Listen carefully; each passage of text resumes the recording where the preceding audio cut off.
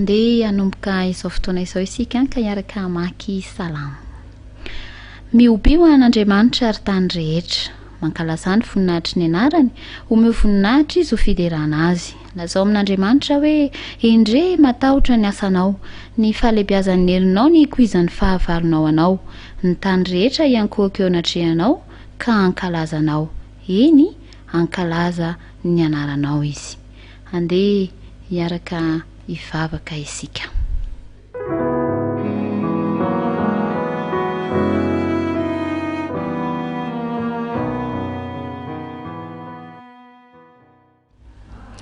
Andriamanitra rainay eo, miobo sy mankalaza ny anaranao tokoa izahay, satria samy notahinao dia tratra nyity fotoana manokana sabata folakandro ity indray. Mino izahay fa efa manomana fitahiana marobe ho anay ianao, ary izahay kosa manandratra ny voninahitrao. Dia raisoary izay rehetra ho ataonay eto fa ho atolotray ho voninahitry ny anaranao, ary izahay kosa aoka ny fanahinao masina ny asa ty anatinay, dia mba afaka handray ireo fitahiana maro efa homaninao anay. Koa tahio ary izao fotoana izao Andriamanitra, amin'ny anaran'i Kristy ny vavanay. Amen. Amen.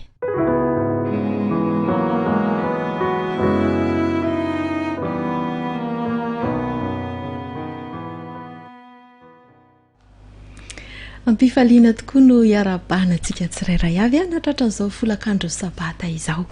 ary nonay fa ahita fifaliana, ahita azo famasinana ihany koa isika tsirairay, satria masina sabata mandrotsaka ny fanamasinana Jesosy Jehova ihany koa amin'izao andro sabata izao. Arabaina manokana volasoa Faly miarabany vatosoa Ie, dia arabaintsika ihany koa izy mirahalahy Onja Stoky ao amin'ny teknisianao dia miarabany Onja Stoky. Ie, dia ny ao amin'ny radio ny teknisianina Honoré. Arabaintsika avokoa isaorantsika manokana izy ireo mampita ny sary, mampita ny feo any atokantranontsika tsirairay avy ihany. Dia faly miarabanareo koa zahay. Ie, amin'ity an'io ity volasoa dia anaraka aloha isika hira fiderana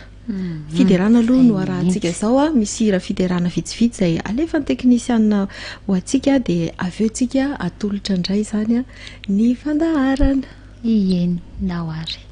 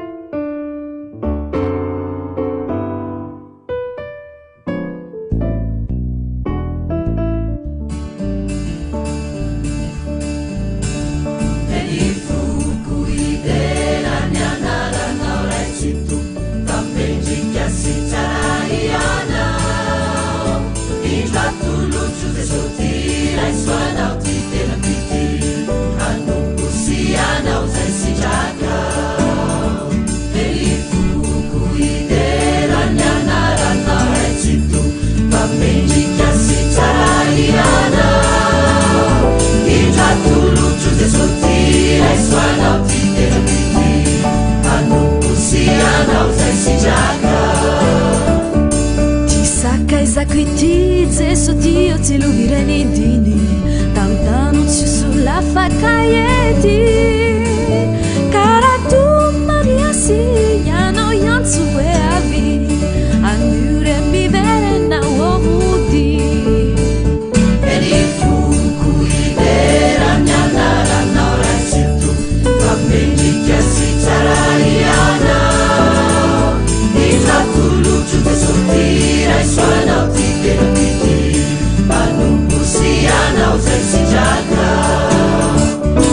Disaka izako ity Jesu Dio tsy lovireny diny Tano tsioso lafakany ety Karatu maniasy Anao iantso hoe avy Anio le miverena omody Eny foko idera ny anaranao raitsito Fa mendrika sy tsara iana Itatolo Jesu ty raisoanao ty tena prity Anomposy anao zay sitraka Eny foko idera ny anaranao raitsito Fa mendrika sy tsara iana Itatolo Jesu ty raisoanao ty tena prity Anomposy anao zay sitraka Anomposy anao zay sitraka Anomposy anao zay sitraka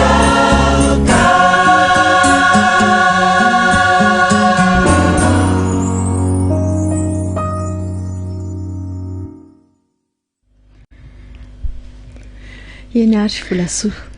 tonga ao anatin'ny fandarana isika andeha atolotra ny endrikendriky ny toetoetrany zany ny fandaharana indray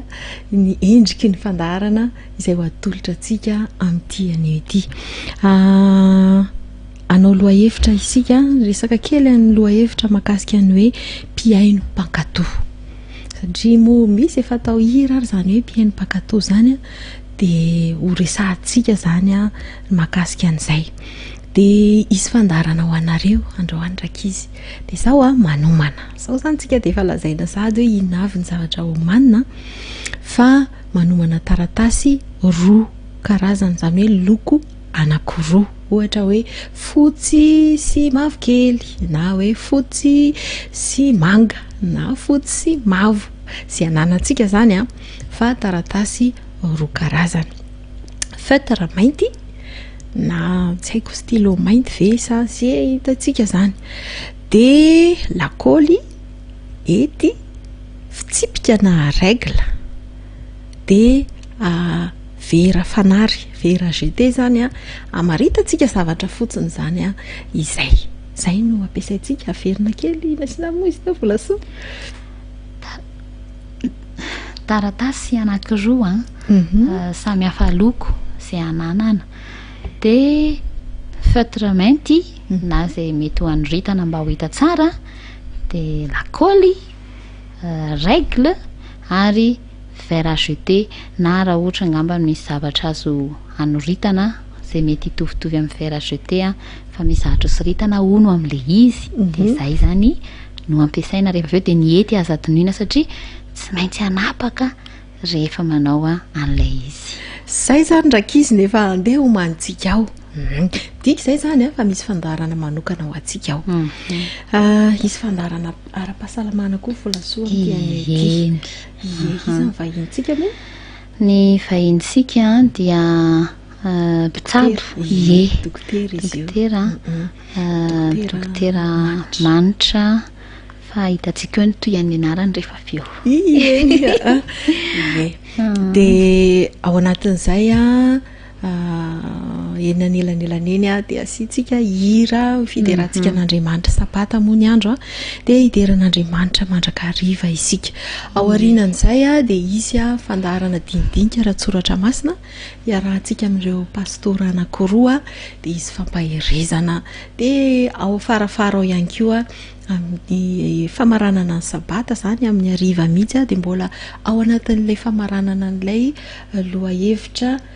izay hoentiny volasoa itsika inona moa ny lohatenitsika nandritra izay 2 herinandro izay antombotra ny andro ody ao ie izay mihitsy zany no horesahantsika ao anatin'ilay izy ary azadino fa tsy mbola tapitry ny herinandro iny fa itoy indray farana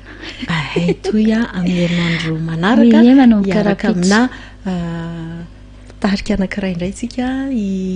madame pasteur tsara rindra zay zany no endriky ny fandaharany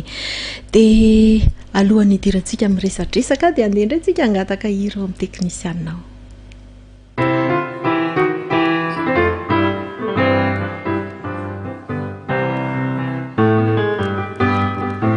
nandrabako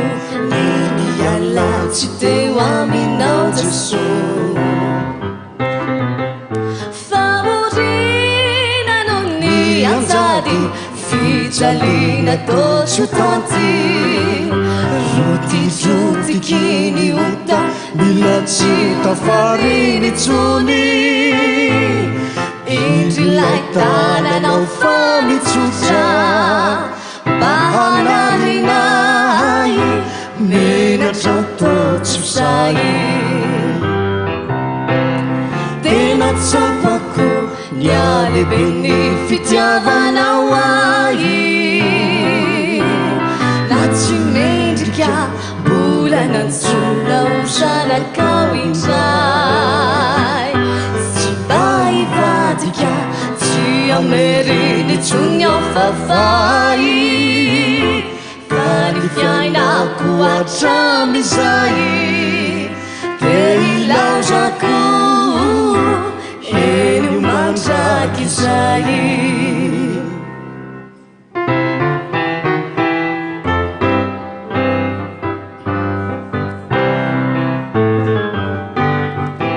andranino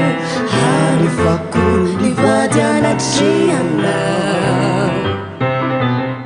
tsy hoe aitraitratrakory fa etaeta fiao anaty ny fiainako rehetra omeko anao tsy misy fetra ianao no antenaiko ametra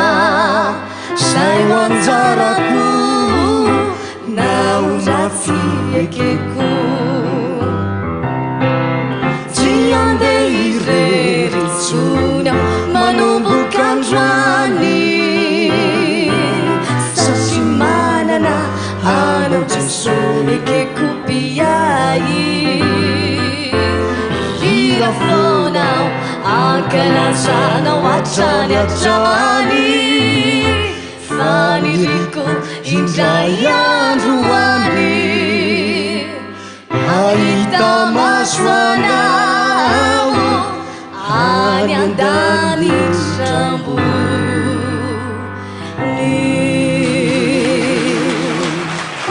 amen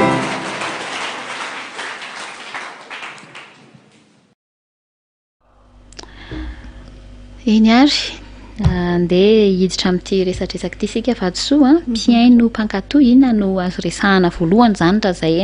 no lohahevitra iarahantsika amin'ny dinika eto ny hoe mpiaino mpankatoy zany dia arak'izay ambaran'izay hoe miaino ianao samihafa mantsy ny hoe miaino sy mandre volasoa le miaino aloha tena hoe raha ataontsika amin'ny teny vahiny zany dia attentif tena miaino misy mantsy ny hoe mandre fotsiny ohatra nisy tômobila mandalo zany dia renao fotsiny hoe zany misy tômobila fa rehefa miaino tsara dia eny hoe feona diesel zany na hoe feona tômobila essence zany na zay mihitsy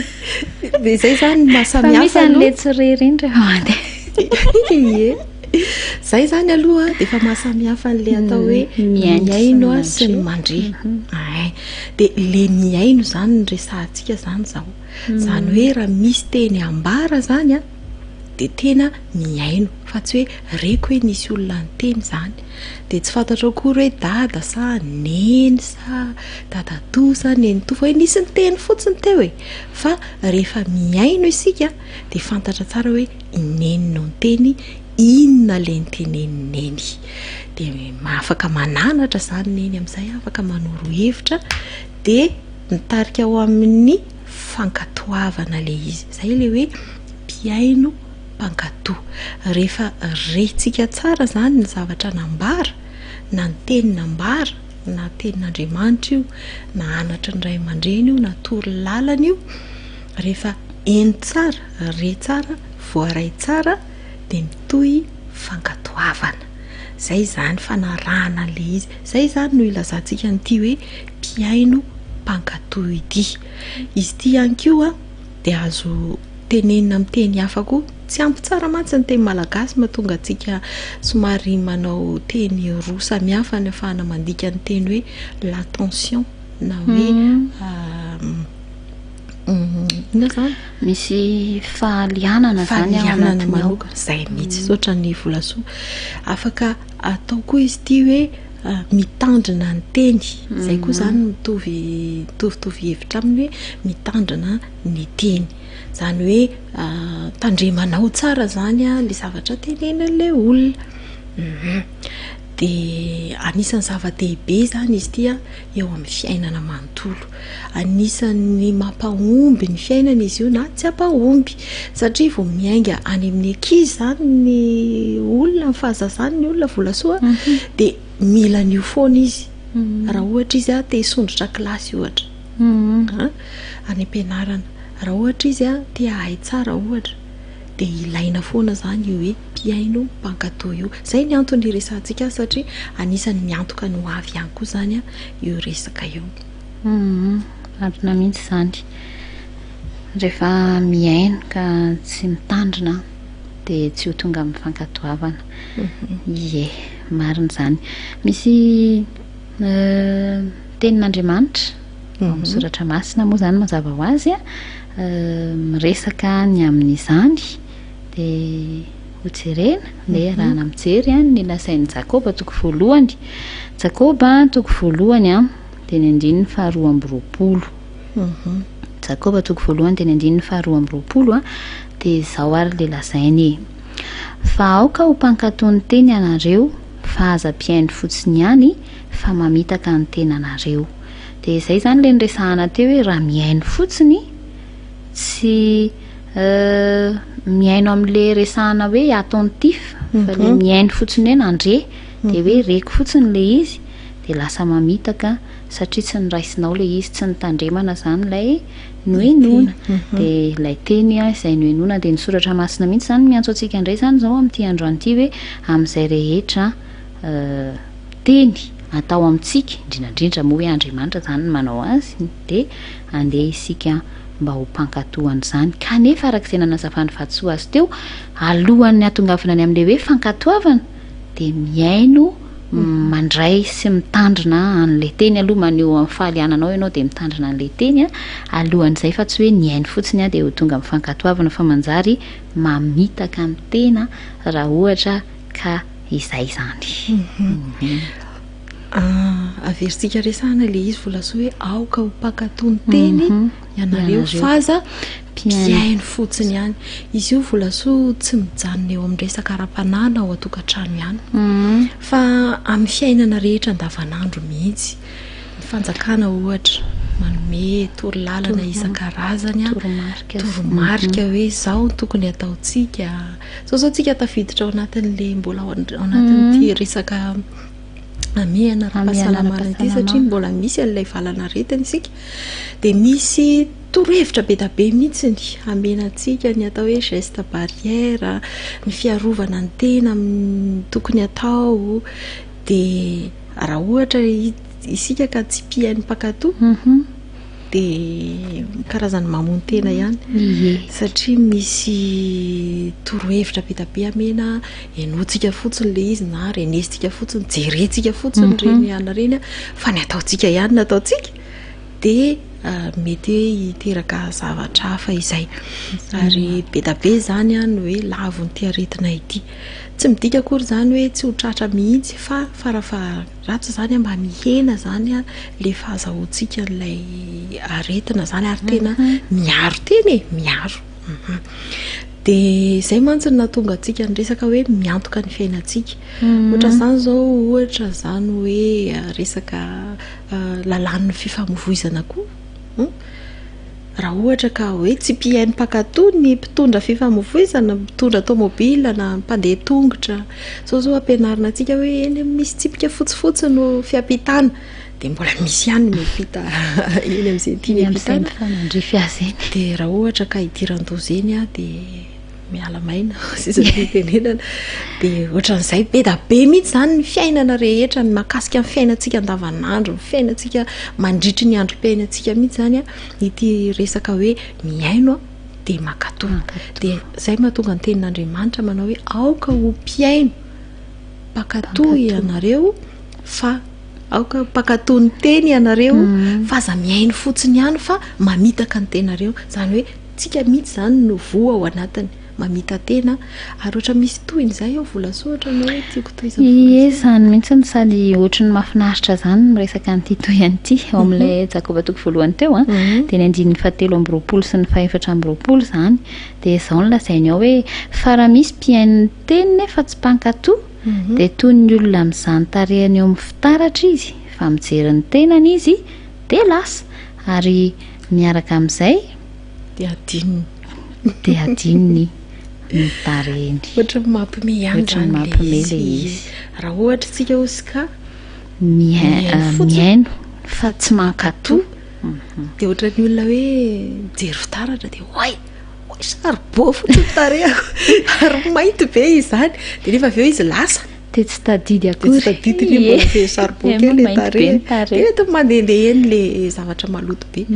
dia memezan'ny olona ohatran'izany na hoe misy zavatra tokony esorina misy zavatra tokony amboarina eo amin'le tarehy ohatra hoe mitsangana be volo ohatra dia tsy jerena fotsiny afitaratra dia tsy bangona akory dia lasa mampime zany dia ohatran'izay zany tsika raha ohatra hoe miaino fotsiny fa tsy mankatoa dia lasa tsisy hetsika natao mihitsy zany tsisy fiovana tsisy fanovana eo amin'ny tena tsisy dikany zany ilay nenona dia lasa mamitaka ny tena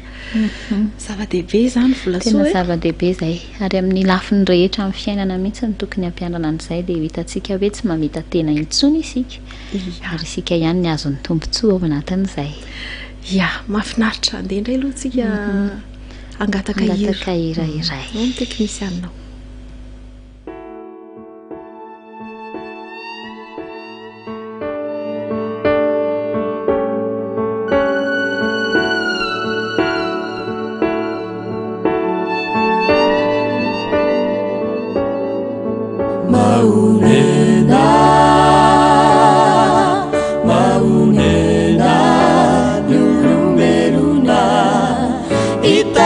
Sisero tovara ketraka tomitadi saya mikirana te anara fatutra mitianu tani angambiano achai zaluncha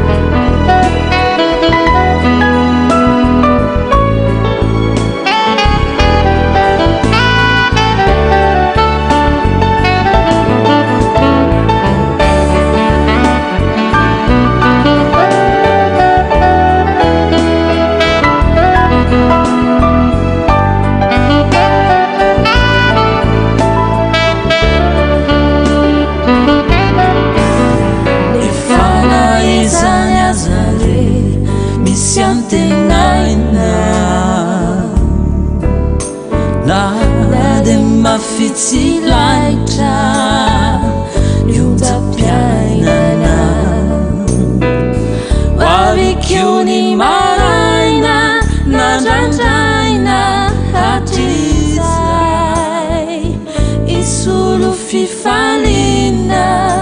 mandrakiza eo Jesosy lai mpamonjy azo antoka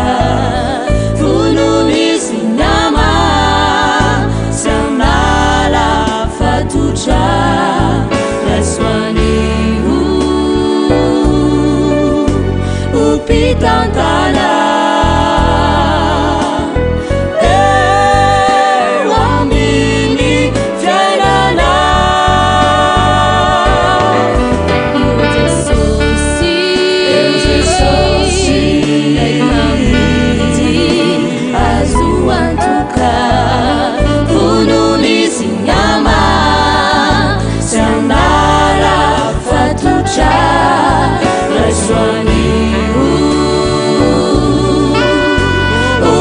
Tatana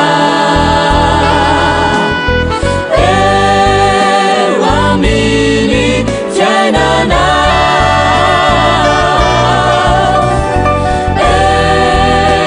amini janana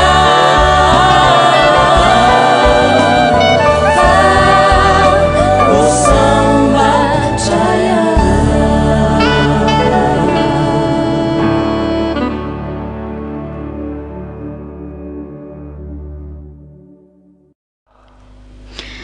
ie dia mbola toizantsika ihany ty resaka ity matetika moa zany rehefa miresaka hoe piainy mpankatoa dia ny endrika tena isehoany indrindra dia eo amin'ny ray aman-dreny sy ny zanaka resantsika aloha zao mba andaotsika ilalao kely aloha hoe ilalao ara-baiboly indraindray mantsika rakizy zay zany ny endrika tena isehoany amin'ny ankapobeny fa tsy voatery tena hoe tsy maintsy zay sika ankizy ao an-trano ao fa indraindray hoe dada sy neny zany mahay toromarika dia ny ankizy no tsy mankatoa na any ambadika any dia manao hoe misy miaino fa andaotsika aloha ilalao dia mba ao anatin'ity lalao ity no andraisantsika lesona ihany koa raha ankizy satria lalao ara-baiboly ny andeha atao dia mba ho hitantsika indray ireo tantara tao amin'ny baiboly dia afaka foana izy toantsika lesona andaotsika aloha mba ilalao dia efa elahelitsika mantsiny tsy ny lalao raha ankizy dia mba miaino tsara ny tanora ihany koa fa tsy ny ankizy rery isika rehetra mihitsy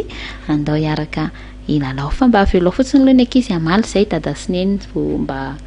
miteny tsotra ngely efa antany kasay indrindra mantsy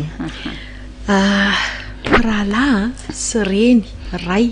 voalaza ao amin'ny baiboly zany hoe dada sy neny zany dia misy zanaka amin'ny rahalahy na mety maromaro raha le piraitam-po dia ny roa ao anatiny zany no resahantsika dia ny anjaranareo zany dia miteny hoe iza ny neniny dia aveo dia iza ny dadany zany ho teneninay zany le pirahalahy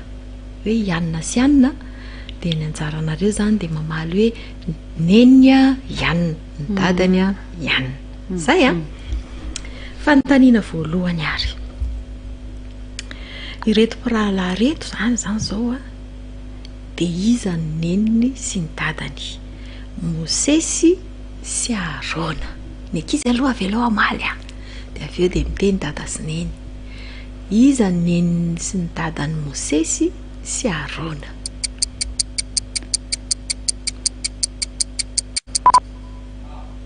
izary mahaina any an-trano any valiny volasoa ny anaran'ny neniny zareo iza mo ay i Jokebeda ary iza raha ny dadany eo tena izy zao rakizy mba apio kely apio iza moa ny dadany ry Mosesy iry Mosesy moa mpankatoa tena mankatoa izy Arona koa i Amrama ao ny rakizy ny anarany afinaritra mihitsy ny ankizy ao tokantrano ao fa mahay sady zareo rehefa mianatra le sekoly sabata dia mahay be reto pirahalahy manaraka reto indray ary iza indray neniny sy ny dadany Josefa sy Benjamina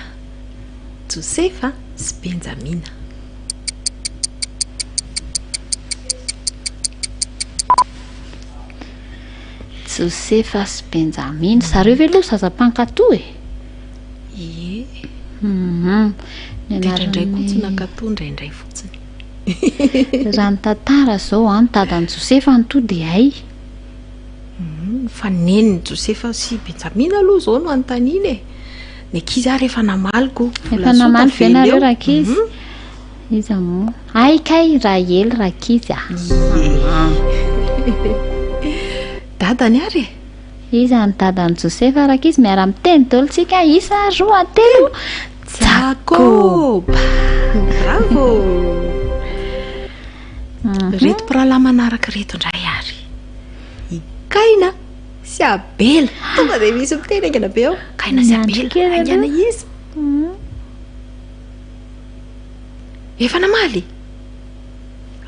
dahoara tonga dia amentsika indray valiny fa efa mahay be zareo e. Isa roa telo Eva va sy ya dama. Ankizy ange tena mahay. Zareo zao efa aingana be mihitsy ny sekatara indray tsika volasoa. Eny ary manaraka indray ary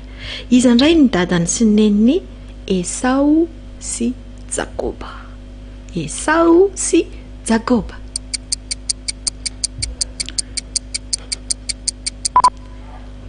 Efa namaly daholo ve? Kikika mihitsy zareko. Mahay be daholo e. Dada sy neny koa tonga dia mamaly rehefa efa nahay ny ankizy. Ndao ary ary teny daholo tsika rehetra e. Dada sy neniny Esau sy Jakoba dia Rebeka sy Isaka. Isaka. Neny sy dada kay izany fa tsy hoe dada sy neny. Manaraka re roa sisa ny jerentsika. I Solomona sy Natana. Solomona sy Natana mpirahalahy reo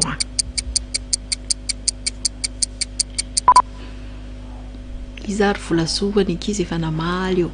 Tena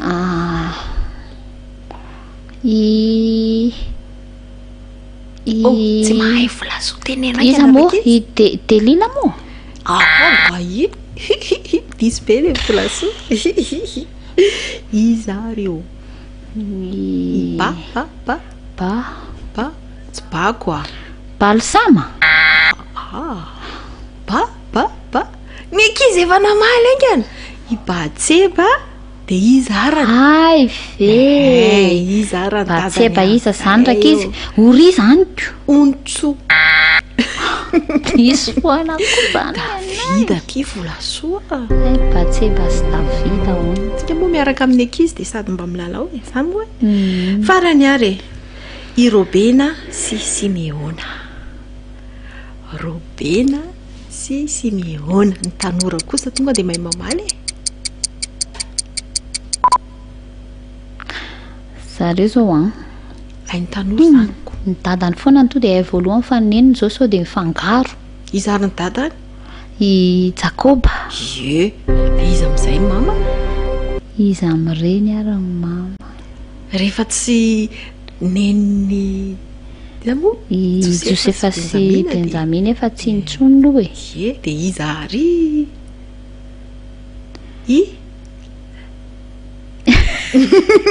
efa miteny ny ankiziko rehefa amin'izay ary Lea. Zay indray ary aloha re izy mahafinaritra miaraka milalao amin'ny ankizy ny tanora miara milalao amin'ny mpianakavy ao tokantrano ao. Inoka inona miravavy moa zany fa tena nampitombo indray ihany fahalalantsika ny tenin'Andriamanitra ka tonga antsika azoto hianatra ny tenin'Andriamanitra. Zay mihitsy ka iainy sy ankatoho. Eny ary indray aloha tsika hangataka hira anankiray amin'ny zareo teknisianina ry aorianan'izay dia andeha ho ampandrosoantsika dokotera manitra Rakotoarivony.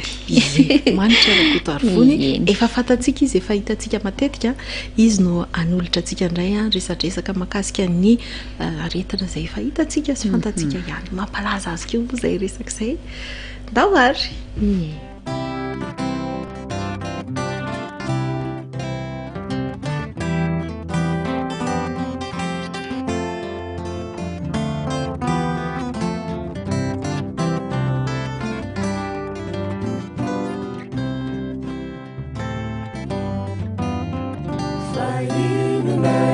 Inanzuanao Rikasikiara tanindrazako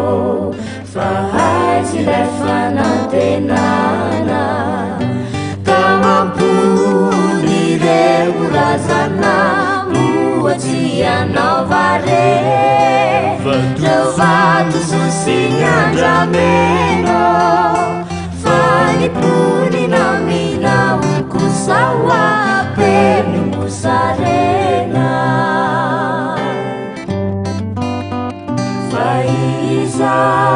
Faiza reri Jesozuki Faiza nuna vitani suluki Musilai satana va Nuna nirakavaza Izay nandravani arena sesena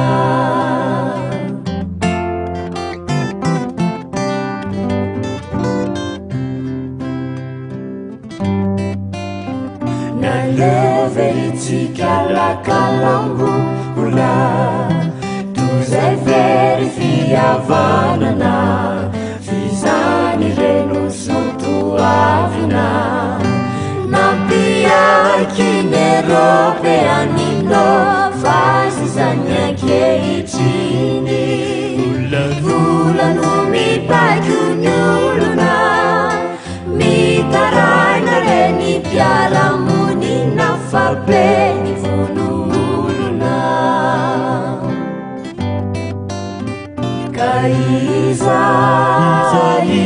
ny azo iamsabazana Favo mafireny tanindrazana Banabo politika va Titora fanjakana va Vitano filaminana Trotsoa bavakizy reny reray olo Trotsoa bavakizy avity zany tolona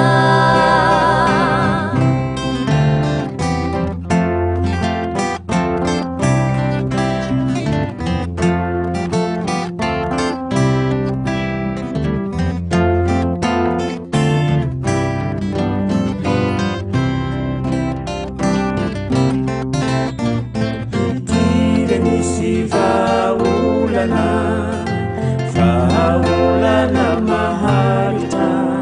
Fahari aminandramanita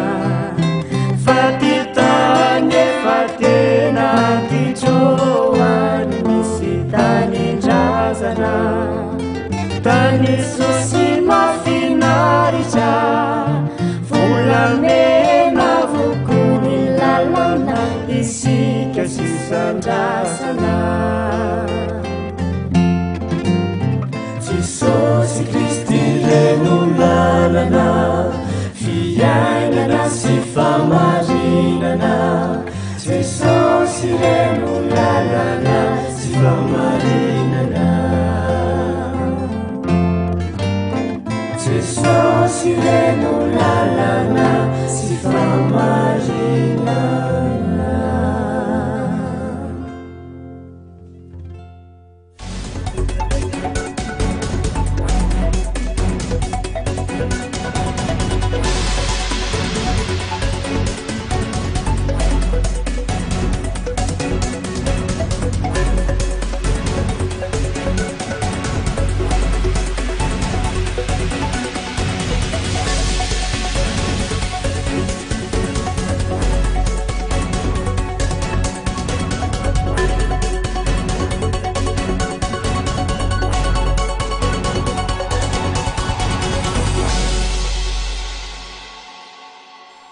Miarabantsika indray ary amin'ny teny ity isika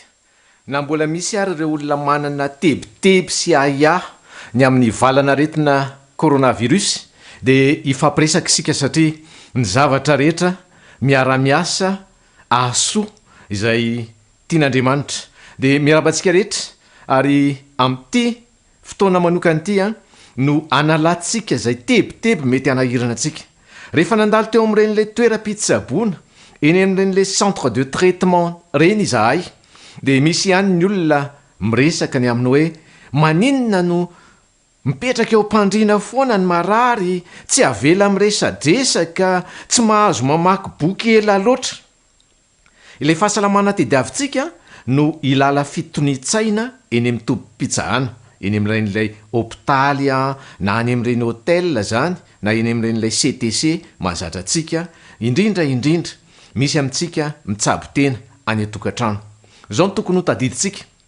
isika rehetrarehetra rehefa tsaboana dia tsaboana ny vatana dia azadiny fa ny olombelona nefa sady vatana saina fanahy dia rehefa mikorotana ny saina dia sahirany eo amin'ny fitsaboana sika menakavy ho anareo eny amin'ny tompo-pahasalamana ho anareo mitsabo tena amin'ity aretina coronavirus ity aza mampiasa saina be loatra inona ary ny antony ozy nareo azadiny fa ny ati-doantsika rehefa miasa be loatra dia mihinana carburant ary ny carburant ny ati-doantsika anisan'izany ny siramamy anisan'izany ireo karazana maro samihafa singa oligo-élément isika ary indrindra ny oxygène izay omena antsika marary amin'izao fotoana zao ary nytadidio lay oxygène omena antsika amin'ilay extracteur d'oxygène le any amin'ny CTC dia maka oxygène zay 800 amin'ilay rivotra iainantsika ihany 800 amin'ny rivotra iainantsika no oxygène fa le extracteur d'oxygène na lay concentrateur d'oxygène mahazatra antsika miresaka azy dia iny no manangona oxygène dia manome oxygène antsika amin'ilay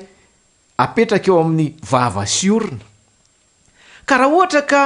miasa be saitsika dia lasa any amin'ny ati-do fotsiny ihany ny tena vatsian'ilay oxygène fa lay tratrantsika misy problème azadiny fa ny tovam-pisefona no misy olana amin'ity aretina coronavirus ity ary zay no manomezana antsika lay oxygène mba anamboatra lay vatantsika satria lay avokavoka tsy mavita mamadika oxygène intsony noho ny arerahana sy lay virus tsotra ny afatra amintsika menakavy aza mampiasa saina be loatra tompoko ho anareo eny amin'ny tompo-pahasalamana nareo lay mpanaty bary no iresaka aminy dia anazava azy an'izay ianareo mpiandry marary no resahana anazava azy amin'izay ny zavatra faharoa dia izao raha voalaniny ati-do zany lay akamaroan'ny oxygène zay omena n'ilay marary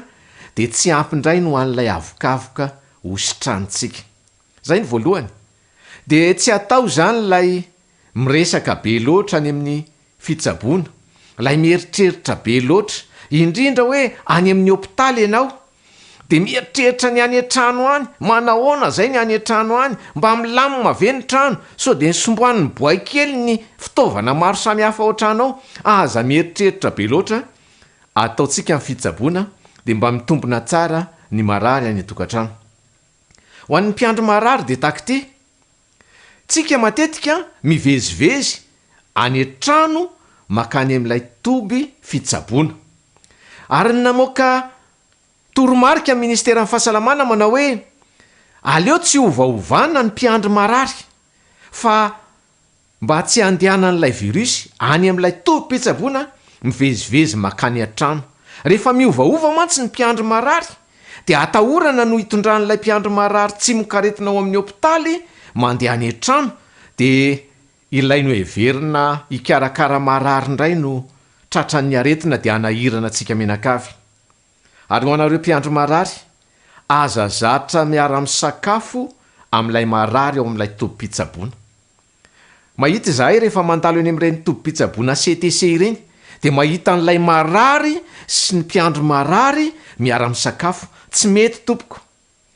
ny marary no mena sakafo mialoha satria andrianina ny fahasalamana zay marary no andrianina dia omena sakafo mialoha ny marary rehefa vita kalamany amin'ny marary izay vao mitokana mihitsy ilay mpiandry marary misakafo mitokana aza zatra misakafo eo amin'ilay farafaran'ny marary azadiny fa ny toerana fitsaboana dia heverina toy ny toerana misy virusy ka tsy tokony anaonao foana ny olona rehetra ao. Zany mahatonga an'ilay eny amin'ny toeram-pitsaboana manao an'le hoe epi, ary le epi resantsika io dia hoe protection an'ilay olona, fiarovana ny olona mba tsy hitondra tsimon-karetina. Fa na izany na tsy zany, raha sendra misy fisehoana aretina amin'ny mpiandry marary, mikokoaka, mety ho mafana, dia mila milaza ny tompon'andraikitra eo amin'ilay toerana fitsaboana mba hahazahoana mandray atanana azy avy hatrany, satria sao dia nandray ilay tsimon-karetina ka hitera-doza ho antsika mianakavy indray. Dia ho an'ny fianakaviana, efa misy amintsika tonga any tokantrano amin'izao fotoan'izao, avy teny amin'ireny toerana fitsaboana reny. Dia rehefa tonga any tokantrano mbola mahatsiaro hoe ohatrany mbola mavesabesatra zany tratrako zany. Rehefa miasa kely ohatrany mbola mora reraka, ary indrindra ary misy olona mijery film dia meme, mitsikitsiky, toraniera matetika, dia tonga dia reraka rehefa avy eo.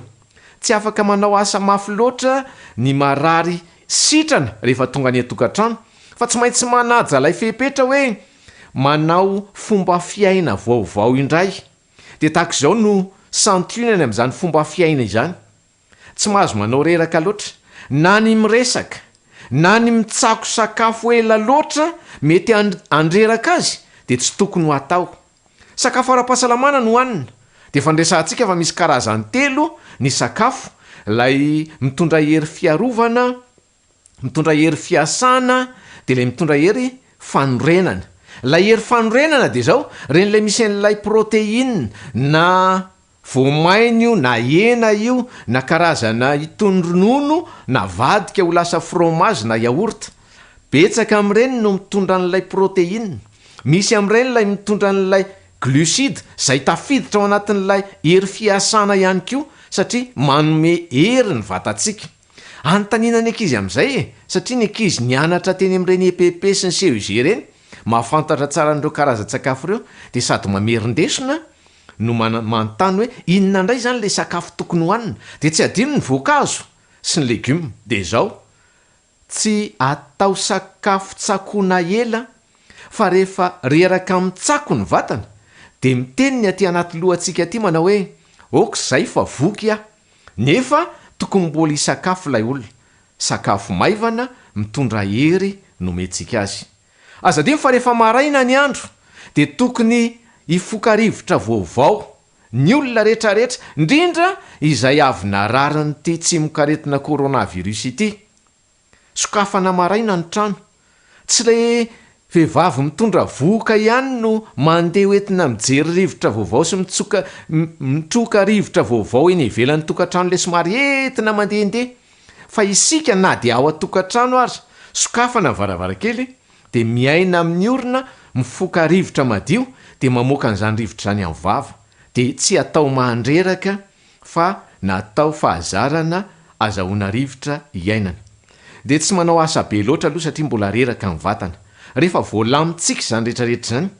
dia mitohy mandalana ilay fahasalamana ao anatintsika. Mbola mety mahatsiaro ihany hoe mikokoaka, mety mbola mahatsiaro hoe ohatrany mainamaina zany any anaty tenda zany. Manao zavatra kely miresaka dia ohatrany miteny any anaty sofina izany isika. Zany rehetrarehetra zany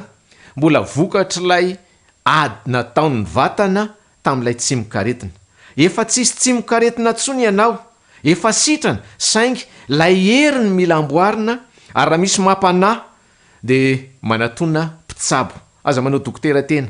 evero izay tokony ho atao, ary aza mieritreritra hoe inona indray zany lay fanafody tokony hohanina, dia mihinana fa tsy manontany. Fa tsy voatery mihinana fanafody, fa rehefa milamina ny sakafo, milamina ny saina, dia tokony milamina ny vatana ray manontolo. Dia amin'ny anankiray ho resantsika ihany koa dia izao, ny mpiandry marary efa voaresakitsika teo, ny tonga ho fiainany any tokantrano. Fa rehefa tonga any an-trano le mpiandry marary reny, dia aza adino mihitsy ny manadio ny entana rehetrarehetra zay avy any amin'ny hopitaly tonga any an-trano. Tsy ilay akanjo ny tafiana ihany no atokana, tsy ilay aro-tava ihany no asorona tsy miditra ao an-trano, fa ilay arona, ny vilia, ny sotro, ny fitaovana rehetra avy eny amin'ny hopitaly dia mila diovina tsara vo ampiasaina indray. Tsy voatery hoe atokana ny fitaovany marary, fa rehefa voadio amin'ny rano sy savony dia efa madio tsisy otrika aretina intsony. Dia izay koa no ataontsika, tsy hanilikilika an'ireny marary reny, indrindra reto le marary efa avy any amin'ny hôpitaly sitrana tonga any an-trano, tsy hoe idina ao any efitra ao fotsiny indray izy, satria hoe aloaloha ianao mihiboka tsy mifanerasera aminay, tsy hoe mbola mitondra tsimokaretina akory izy, fa fitandremana no iarahana manao. Na ny marary, na ny salama, na zay efa avy narary tonga ao atokantrano dia mila manaja fepetra efa ny fanarahantsika. Ngamba tsy ho averina intsony fa patsehivina ihany hoe ilay fanaovana arotava mandrakariva tanterao na dia ao an-trano ary ianao, indrindra ho anareo izay efa avy niditra hôpitaly ka tonga soamantsara any atokantrano. Ho antsika rehetrarehetra ao anatin'ny fiboana na amin'le andro sabotsy na le andro alahady dia izao ny tadidio, rehefa tokony hivoaka ny trano ihany a vao mandeha mivoaka ny trano, fa indraindray mahita eny an-dalana rehetrarehetra eny izy telo mianaka miara mivoaka ny trano, izy efa mianaka nandeha ny an-tsena, izay zavatra tsy tokony ho ataontsika izany, fa farafaratsiny olona ray ao anatin'ny tokantrano no mivoaka mandeha mitady izay tokony ho jerena eo amin'ilay tsena kely akaiky atsika, tsy mandeha lavitra fa na dia miboky. Ilay soratra masina ary miteny mihitsy hoe rehefa amin'ilay fotoana ny sabatany dia tsy tokony oatra ny maily ray ny fandehana tongotra mivoaka ny tokantrano. Zay aloha ny voasoratra dia izay koa no ataontsika hoe aza mandeha lavitra fa eo akaiky mijery izay zavatra hovidiana. Fanamariana ihany no ataontsika ho an'ireo lay notsaboana dia tsy tana, satria nisy fotoana mitsabo isika fa Andriamanitra ny tompony aina, izy no mandahatra. Mety ho heverina hoe tsy naomby ve ny fitsaboana, fa ny zavatra rehetra dia miezaka tsika ahasalama ny olona marary, fa misy fotoana latsaka ihany reny olon'ireny dia nody mandry. Ho tsy ahivoko kely ny zavatra tokony ataontsika rehefa mandevina, rehefa ndresahana ny olona izay ahiahina ho matin'ny coronavirus na lavon'ny coronavirus dia tokony isy fikarakarana manokana, ary ny fikarakarana dia eny amin'ireny toby na CTC ireny na eny amin'ny hôpitaly no hikarakarana azy, ary rehefa miala eny dia tsy tokony ho kitikitihana intsony fa tonga dia apetraka amin'ilay toerana iandrasany an'ilay fitsanganany tena maty indray. Zay ny finoantsika zay no nampianarina antsika. Matoa no ferana olona folo no mandevina dia misy dikany, marina fa mety ilay razana no amindra amin'ny olombelona, satria eo am-pikarakarana azy indrindra ilay mila fitandremana, ary zany na tonga azy ho finosina ilay lamba tsy tatera-drano, raha tsy olona dia hoe plastika. Misy an'ilay sac mortuaire azo ampiasaina, saingy manelingelina ny olona ny habeany, dia ny fanaraka sikany amin'ny atao hoe tsy maninona atao ve ren'ilay finosana tsy tatera-drano reny aminosana azy, zay vao finosina amin'ilay lamba mena mahazatra antsika malagasy. Ny fanren'ny mpitsabo sy mpikarakara dia ny hoe rehefa tafiditra ao anaty vata ara-dalàna, mipetraka tsara ny nofo mangatsika, dia aza kitikitihana intsony fa tonga dia alevina any amin'ny toerana izay sahaza azy. Ary ny fanamariana dia ny hoe arao ny toromarika izay omeny ny tompon'andraikitra antsika rairay avy. Marina fa malahelo sika rehefa misy avana na namana nodimandry, fa tsy isika indray no andeha hitady aretina ka hirohatra be dehibe amin'ny fandevenana. Ilana tsiny tokoa, satria tsika tokoa zatra n'ilay hoe velona ray trano, maty ray fasana, ary tsy mety zany hoe nisy olona lavo ka tsy nijeren'ny namany. Fa amin'izao sisa izao, resaka coronavirus no atahorana, tsy voatery izay matin'ny coronavirus ihany no ipetrahan'ny fepetra tompoko, fa ilay fitangorongoronana sy fifamezivezena mandritra amin'ny fotoana fikarakarana, ilay razana miala eo ambohatra makany amin'ilay toerana metrahana azy no mety apetra hoe roviana dokotera no tonga ny vaksiny a. Efa ho avy izy tompoko, andro sisa no isaina, ary ao anatin'izany andro sisa isaina zay mandra-pandamin'ny fitondram-panjakana sy ny ministera amin'ny fahasalamam-bahoaka ny atao hoe ahoana ny fanatanterahana ilay vaksiny zay ho antsika menakavy dia andao aloha iomana isika. Inona ny fiomanana? Miomana ny saina ny vatana isika menakavy. Tandremo sao voarebirebiny tsao sy resabe zay tsy mitombona ka atonga antsika ikorotan-tsaina fa ny fikorotanana-tsaina be loatra mampiena ny hery fiarovana. Ny tanjontsika nefa ny amin'ny fanaovana vaksiny dia ny ampitombo hery fiarovana ho antsika menakavy. Tsy ahivoka ihany fa ny olombelona rehefa misy virus tafiditra ao aminy, rehefa misy bakteria tafiditra ao aminy dia mamorona hery fiarovana izy. Saingy izao ny zavatra manahirana. Tsy arakarak'izay heverintsika ilay hery fiarovana vokarina voajanahary ao anatintsika. Indraindray malaindaina ny vatana, indraindray sahirana ny vatana manokatra n'ilay hery fiarovana, dia izay ny antom-pisian'ny fanaovam-baksiny. Ny tanjon'ny fanaovam-baksiny dia azo fehezina toy izao. Manao vaksiny isika ka raha sanatria tonga ilay tsimon-karetina tafiditra ao anatin'ilay vatantsika dia mba manana fiarovana efa vonona ilay olona vita vaksiny. Dia tsy ho tonga amin'izany ataontsika hoe forme grave na ilay hoe fisehoana aretina misy fahasarotana. Ny dikan'izany, ny fanaovana vaksiny dia fanampiana ny vatana amorona hery fiarovana mialoha na dia misy virus na misy zavatra famiditra azy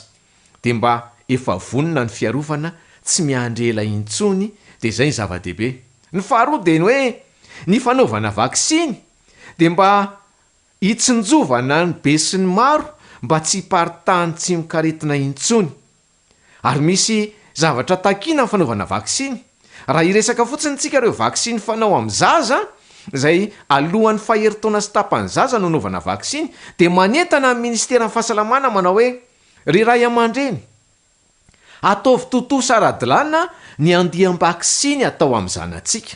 Ary zay andiam-baksiny zay, raha zaza latsaky ny heritaona sy tapany dia misy andiam-baksiny 9 atao amin'ny zanakitsika. Voateraka izy, 2 volana sy tapany, 2 volana sy tapany, 3 volana sy tapany dia fa 7 volana dia eo amin'ny faheritaona sy tapan'ilay zaza no mamerina n'ilay vaksiny fa 7 volana. Zay le ataontsika ho an'ny zaza latsaky ny heritaona sy tapany. Dia nareo ngamba mahita fa ny zaza tsara hery fiarovana vita vaksiny ara-dalàna dia lavitry ny aretina na dia le coronavirus aza dia tsy nandaitra firy tamin'ireo zaza reo. Ary zay nefa ny afatra apetrakainy aminy hoe tandremo ary fa ny zaza vita vaksiny ara-dalàna tsy andairan'ilay aretina matetika, saingy raha mitondra ilay tsimon-karetina izy mety hamindra amin'ny olon-lafa. Ary zay ny tenenana mandrakariva hoe ho anareo ilay efa nahazoazo taona, rehefa tonga mamangy an'ilay zavokely okizay tia mifanoronoroka ty ry dadabe sy bebe, satria raha ilay zaza mitondra ilay tsimon-karetina matanjaka izy amin'ny hery fiarovana ao aminy dia tsy hampaninina azy ilay tsimon-karetina, fa ilay dadabe sy bebe zay efa marefo ara-pahasalamana na azo taona dia mety ho findran'ilay tsimon-karetina dia ilay fitiavana ny fampizarana nanjary aretina nentina nody. Dia hoy zahay mila mitandrina ny rehetrarehetra. Ka ny afatra amin'ny resaka vaksiny ity dia izao, ny fiomanantsika sahady teny izao. Tsy ilay fiomanana manao hoe inona moa zany ny atao sy ny inona, fa ilay vatana ndray vaksiny mila miomana. Dia izao ny fahazarana no omanitsika mialoha. Tsy hoe rehefa vita vaksiny isika menakavy dia ho asorona amin'izay ilay arotava, tsy apetaka intsony ilay arotava, tsy atompoko. Na vita vaksiny, na mbola miandry vaksiny, na zay mieritreritra tsy ho atao vaksiny, dia mbola mitombona trany ilay fanaovana arotava naiza misy anao ka mifanerasera amin'ny olona ianao. Tandremo sao diso hevitra ka manao hoe misy firenena iray zay efa vita vaksiny daholo ny tao aminy dia tsy nanao arotava intsony ry zareo. Zany izy hoe efa vita vaksiny daholo ny tao aminy. Fa rehefa misy fandaminana ataon'ny fitondram-panjakana dia mangataka antsika rehetrarehetra anaraka fandaminana ka na natao vaksiny na ho atao vaksiny dia apetra ao an-trany ny arotava manasa tanana matetika amin'ny rano sy savony. Zay no fifampizarana nataontsika tamin'ity anio ity. Zay no azo ny fampiresahana nanomboka tany amin'ireny toerana fitsabony reny sika no resaka tokony ahoana ny toetra ny marary aza de miresaka be loatra. Na de misy aralay hoe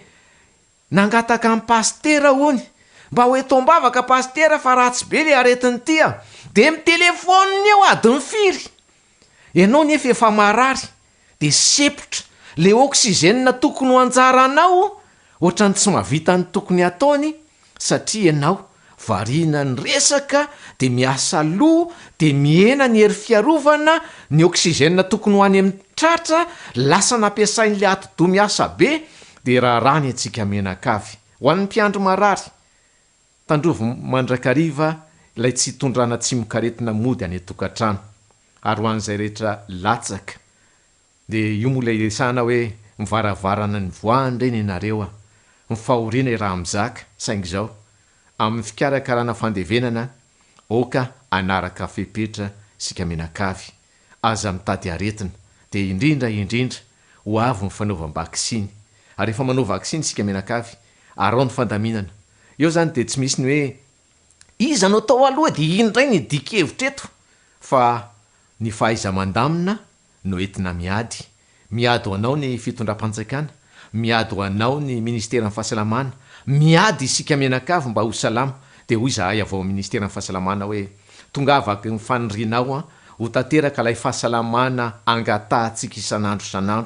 de mino aho fa raha manaraka fepetra isika manaraka n'lay toromarika de ho lavitra ny ty aretiny ty ka ho zary tantara sisa zany aretiny zany eto Madagasikara. Miakina amiko, miakina aminao no atanterahany lay fanasitranana sy fialan'ny tsy mokaretina eto Madagasikara. Ndao ary, ndao iara-iasa isika menakavy, samy amin'ny andraikiny, samy amin'ny adidiny, de ho hitanao fa ho salamy tsika menakavy a. De ny zavatra tokony tsy ho adino,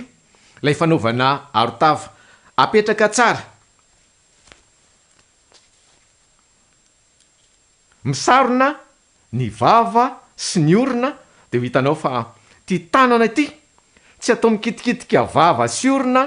raha mbola tsy voasasa. De iny ny ilantsika n'lay gel anasantsika tanana mandrakariva manao hoe raha mbola tsy tonga any an-trano a de ny gel hydroalcoolique aloha no ampiasaiko fa rehefa tonga any an-trano de mampiasa rano sy savony anadiovana ny tanana sy ny vatana ray manontolo. Mirary soa atsika rehetra tompoko.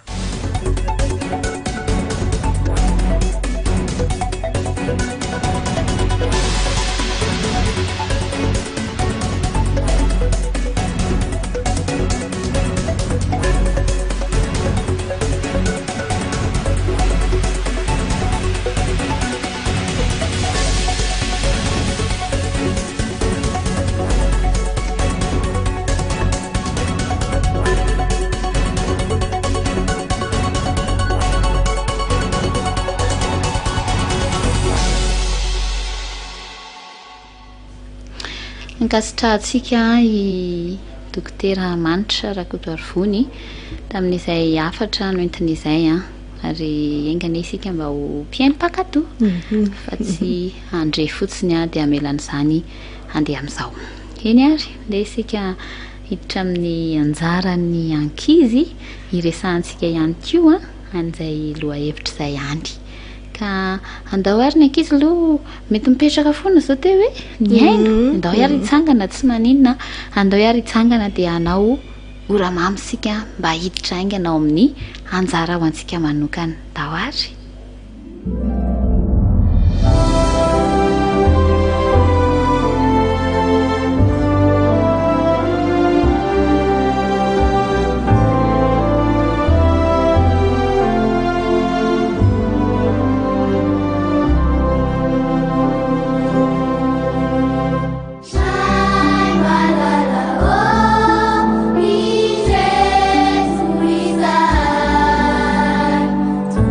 Ga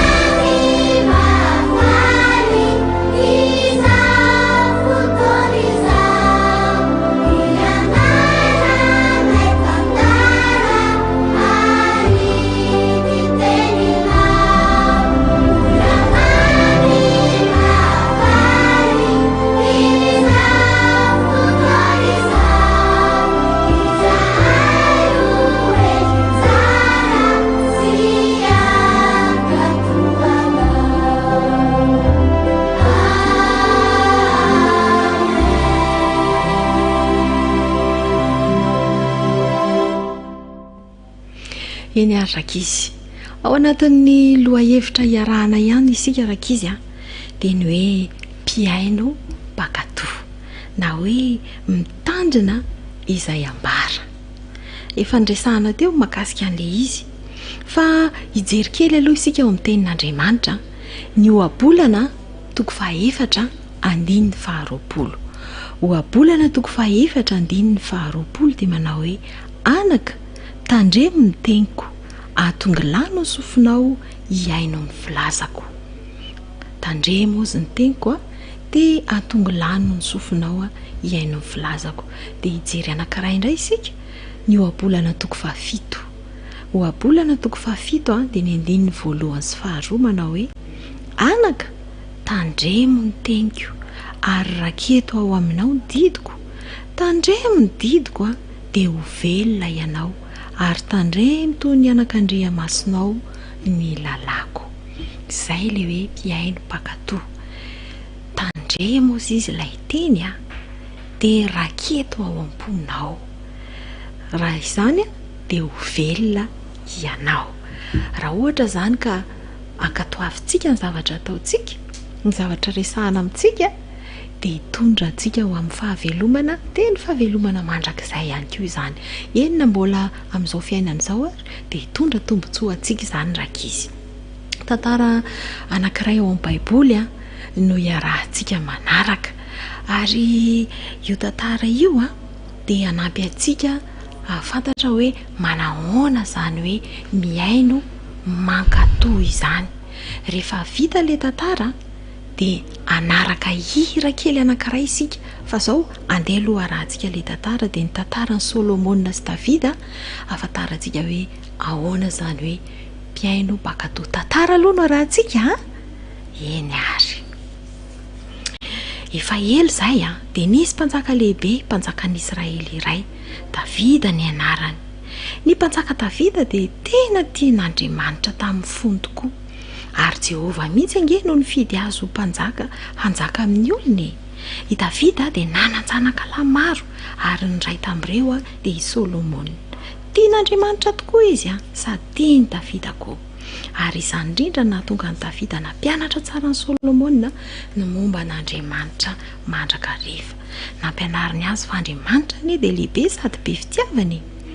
tsapany Solomona ary fa raha te ho mpanjaka lehibe izy any aorianany dia mila manaraka tsara sy makatoza rehetra nambarany Davida rainy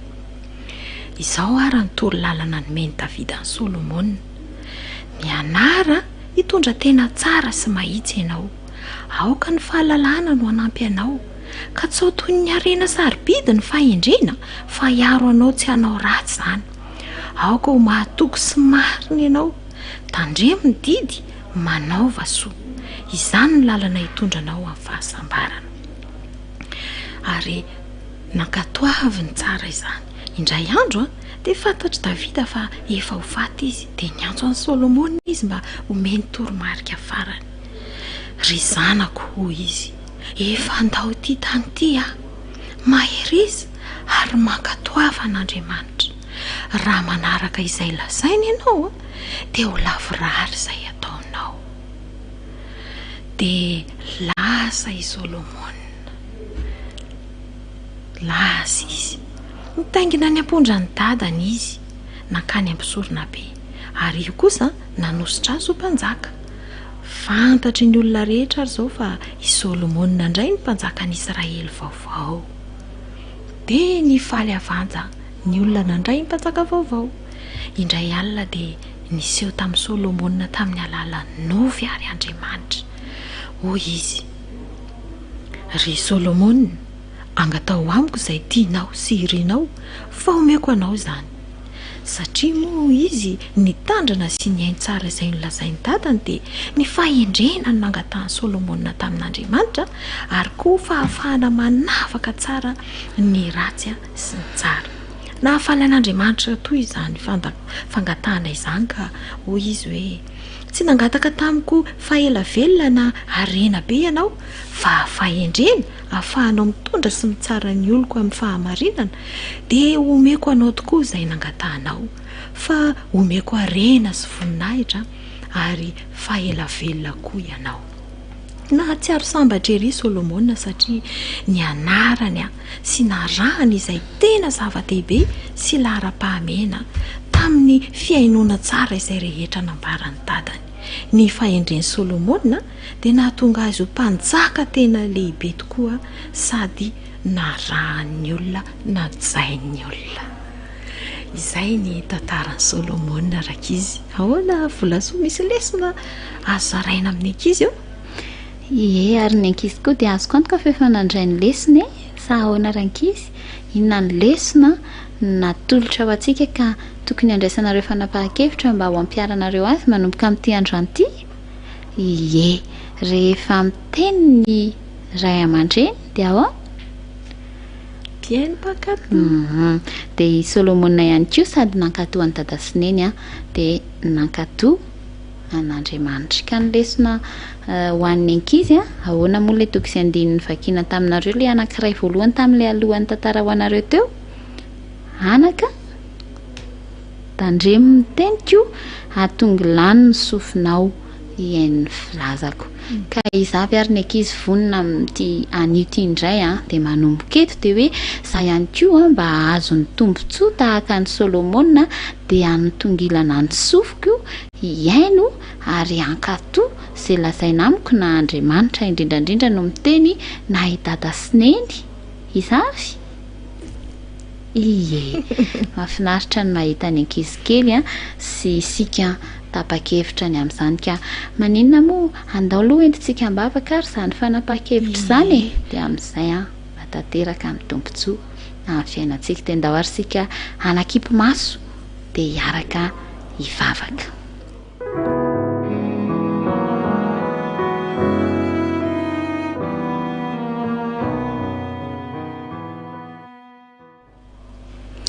Andriamanitra misaotra anao izay ny amin'ny hafatra izay nomenao anay. Manapa-kevitra izay ankehitriny fa ho mpiaino mpankatoa dia ianao no angatahanay mba hiasa ao am-pony tsirairay avy, ameny fahendrena anay ankizy tsirairay avy ary hamonto ny fanahinay amin'ny fanahinao miasina ka hampiasanay dia tena ho mpiaino mpankatoa ary mba ahazo ny tombontsoa avy aminao ho fitahiana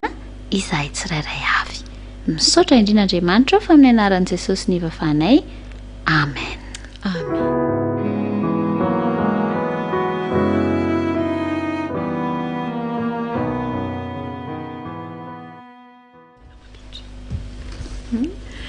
Eny ary hiditra amin'ny asa tanana isika efa voahomanao daholo ve le zavatra nomantsika? Taratasy roa karazany. Ety aiza ny entin'ny volasoa? Ie, iny ny entin'ny volasoa. Ny ina moa? Ny feutre maintimainty, ny règle, ny lakôly, ary ny stylo na crayon anoratantsika azy. Mbola misy tsy vonona tsara? Ay, izao ary andeha sika anaraka an'le hira kely. Le hira kely makasika an'le makatoa. Ao anatin'le hira kely, hira teny frantsay le izy volasoa. Hoe hainao tsara ny zavatra ianarana ozy izy raha mihaino tsara sika dia mankatoa an'le izy dia mitombo sady mahay zavatra. Andeha ho rahantsika ilay hira.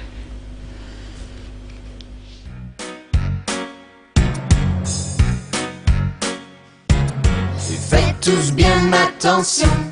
à ce que je vais dire. Saisissez bien l'occasion d'apprendre et de grandir. Et rouge c'est non, vert c'est oui. Le soleil rend les fleurs jolies. Maintenant c'est à vous, essayons. Avez-vous fait attention? Rouge c'est non, vert c'est oui. Le soleil rend les fleurs jolies. Nous écoutons, nous apprenons, si nous faisons bien attention.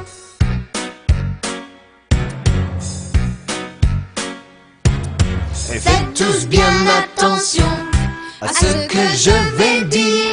Saisissez bien l'occasion d'apprendre et de grandir. Nous ferons bien attention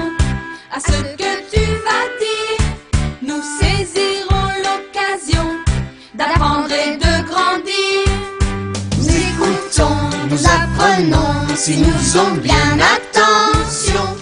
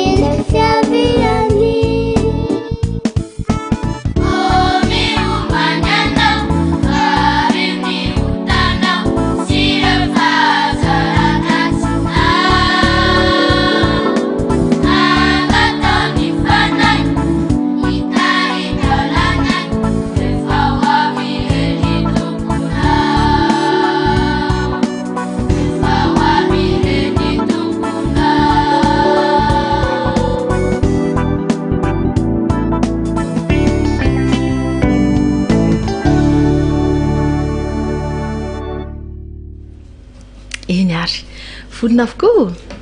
dao ary a ho raisitsika vetrany a le taratasy miloko anankiray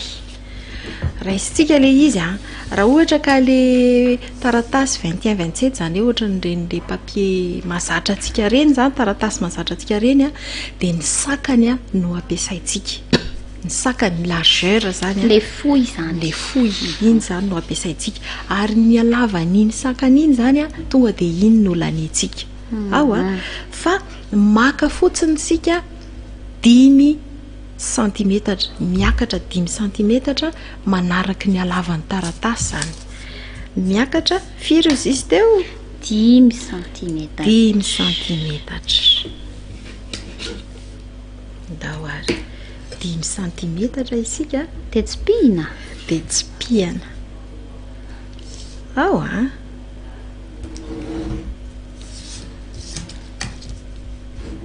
rehefa azotsika zay 5 centimetatra zay a de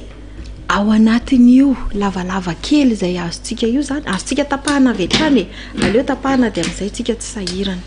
andeha ho tapahatsika iny taratasy lavalava iny rehefa azotsika izy zany zao de manome 5 centimetatra ny sakany ary ny lavany 20 centimetatra mahery eo satria izay no alavan'ny sakan'ny taratasy zany azo veny volaso ary nenekizy ie rehefa azotsika zany zao lay taratasy lavalava misy 5 centimetatra ny sakany a lasa le 5 centimetatra indray zany zao ny sakan'ny taratasy tsika fa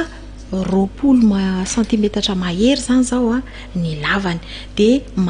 maka indray sika miditra 9 centimetatra 9 centimetatra amin'le alavany indray zany zao maka an'izay le alavan'ny taratasy zany maka an'izay 9 centimetatra zay arakitsika tsara amin'ny radio ve 9 centimetatra ohatra zany hoe avy any amin'ny ilany akavanana zany ianao a mikisaka makany amin'ny ilany akavia 9 centimetatra avy any amin'ny sisiny akavia indray ianao a miditra makany amin'ny akavanana 1 centimetatra avy amin'le ilany akavia an'ilay taratasy lavalava kely zany ianao a maka 1 centimetatra de tsy pihana ihany koa izay ao rehefa azotsika izay a manaraka niny tsipika iny a dia aforitra ilay tsipika eo amin'ny 9 centimetatra zany a aforitra miditra dia ilay tsipika eo amin'ny 1 centimetatra ihany koa aforitra miditra vita zay a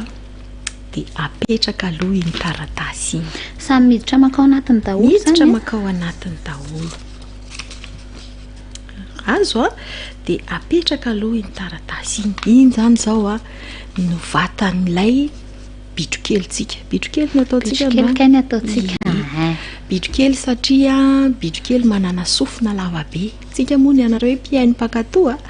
dia nalaina zany aloha sofiny bitrokely aloha zany zao fa reny lava sofina be reny zao mety miainy tsara amboatra bitrokely sika dia rehefa azotsika izay a dia alaitsika indray a ny tongony amin'ilay taratasy miloko iny ihany ny tongony a firy ny isan'ny tongony bitro efatra tanana sy tongotra mitambatra zany efatra dia avalina kely ny taratasy fa iny mora azahoantsika anazy amin'izay tonga dia vao manety tonga dia mahazo anankiroa tonga dia double avy hatrany ao anatin'io taratasy io indray angalantsika tongony ataotsika ohatran'ny inare zany ilazantsika anazy ohatran'ny felam-boninkazo somary botabota kely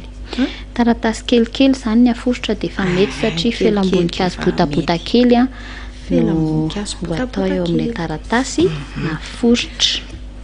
dia eo akaikiny eo tokotokony io firy eo ny angezany ity zany zao tokony eo amin'ny sao dia lasa centimetatra eo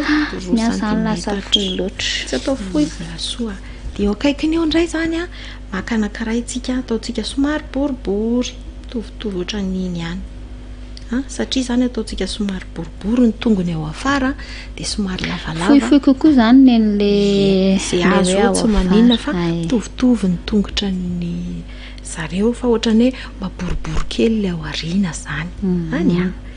rehefa azo zay dia itezatsika avy hatrany raha fa naforitra ilay taratasy izy tsika dia mahazo anankifiry mahazo anankiroa avy hatrany eo amin'ny 2 centimetatra eo zany ny namoa zany ny sakany dia mety 3 centimetatra eo ny avony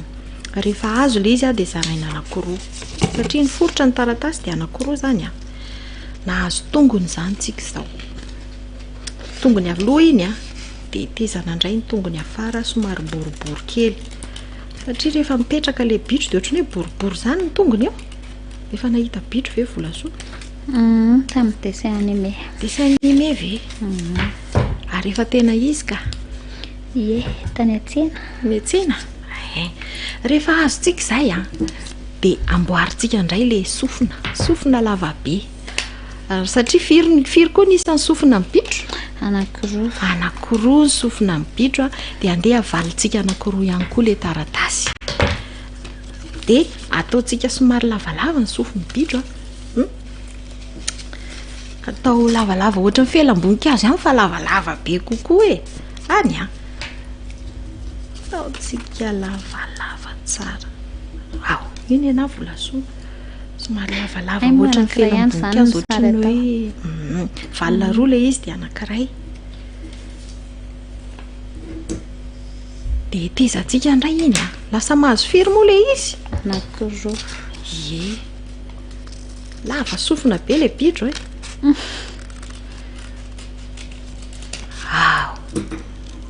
nahazo sofina roa tonga dia efa azotsika sary an-tsaina kosa hoe ohatran'iza moa ny sofiny bitro any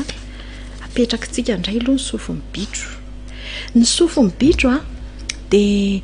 misy loko hafa kely koa ao anatiny dikan'izay zany raisitsika le taratasy fotsifotsy taratasy anankiray zany hafa loko dia amin'io taratasy fotsifotsy io asiantsika sofina bitro ihany fa kelikely kokoa ohatran'le teo ihany zany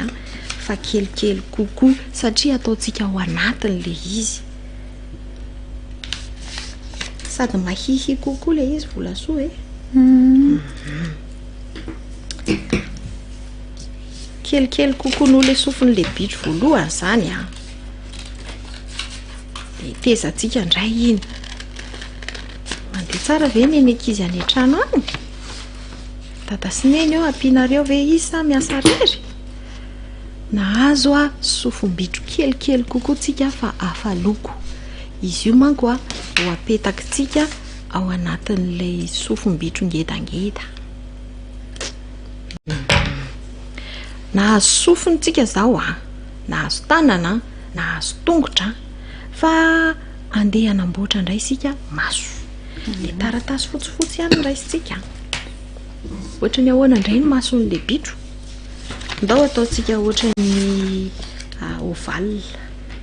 boribory lavalava. boribory lavalava kelikely fa tsy ngota be. Tezantsika indray rehefa mivalina roa ny taratasintsika tonga de mahazo anankiroa a. Fa raha vao tsy mivalina de lasa firy fotsiny azo. Anankiray fotsiny. Fa atao anankiroa le izy. Nahazo maso indray tsika izay. Maso firy moa zany? Anankiroa. Indray zany ny mason'ny bitro kely. De aka rambo indray tsika. Ny rambo indray a, firy ny rambon'ny bitro kely? Sao de anankiroa. Anankiray botabota. Manao boribory le bebe kely indray zany tsika. Boribory. Fa tsika mbola tsy nahazo lohany a. Amin'le taratasy fotsifotsy a, satria ataontsika fotsifotsy kely ny lohan'ny ny rambon'le bitro. Ny rambony zany amin'ny lohany a. Fa ngezangeza no le boribory tamin'ny tongony rambony amin'ny taratasy fotsifotsy fa tsy amin'ny lohany. Taratasy fotsifotsy le taratasy anankiray zany fa tsy le nangalantsika amin'ny vatany. De iny tsy aforotra fa ray ihany ny ilaina. Ray ihany ny alaina amin'iny de ampy. Iny ny rambony boribory nataontsika rambony a. Ina sisa tsy azontsika? Lobeany. Lobean'le bitro. Ao indray ary alaina le taratasy lehibe de miteny atany voalohany indrindra hoe mitondra vera fanary. Raha ohatra ka tsy manana ianao a de manao boribory ngedangeda fotsiny. Fa le vera zany a amaritantsika fotsiny hoe lohan'le bitro zany. Tovy amin'ny habean'ny vavan'ny vera zany a no anaovantsika ny lohan'ny bitro. Afaka maka vera hafa zany e? Rehefa mahita zavatra boribory tsara le bebe fotsiny ianao tsy ngeda be. Fa mitovy amin'ny lohana vera fanary, vera jeté. De iny zany a apetrakitsika eo ambonin'ny taratasy a de faritany. Apetraka eo ambonin'ny taratasy a de faritany. Wow. De mahazo tsika boribory. Itezantsika indray le boribory a. Kely sisa de vita ny bitrotsika. De zao a zay mahavita moa vola sora ohatra ka ao anatin'ny tambajotra tserasera izy de asiana ataony ahoana? Asaina alefa le sary amin'ny afatra mihafa amin'ny page. Ao amin'ny radio Assisy na amin'ny page ny FM Sminon fa ny FMC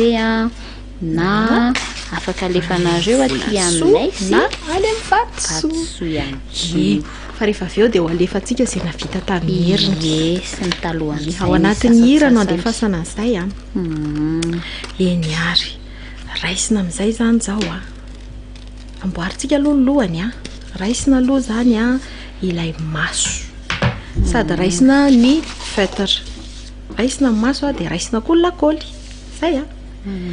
De apetaka eo amin'ny lohany. Apetaka aloha zay vao manoratra. Apetaka aloha ny maso. Mandray maso daholo. Apetaka eo amin'ilay boribory. Eo amin'izay tokony hipetrahan'ny maso fa tsy atao eny ampovoany kosa. Zany eo. Ny ankizy moa mahay mametraka maso daholo eo.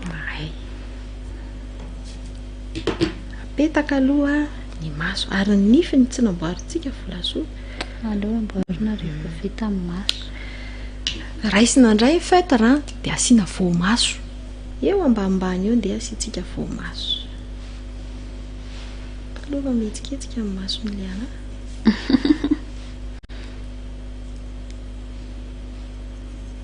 de lokoina maintimainty. Nahazo iny tsika zay? Maso. Le maso zany le boribory maintimainty ihany ny lokoina fa tsy hoe maso manontolo hoe yes efa maso kely le maintimainty kely eo ampovoany iny. Ny orona indray a ohatra ny fo mivadika. Ay ohatra ny fo tsy mivadika ka. Ohatra ny fo mivadika fa tsy misy an'le milepina kely eo ampovoany. Tsy misy an'le manao ohatra ny sary vorona kely rehefa manao vorona iny. Iny zany ohatra ny hoe noix. Awa. De asitsika le takolaka kely ny fasina volombavany iny indray a ohatra ny hoe voasary ve ohatra ny voasary ohatra ny hoe manao nœud fa tsy nœud tena matsiko be fa nœud somary boribory. De aveo a asina volombava. Vita zay de alaina am'izay zany zao sofina tsika zao maharaka ve volasoa manenjika fa andao sofina asina lakôly le sofina kelikely fotsifotsy de apetaka eo ambonin'le sofina lehibe kokoa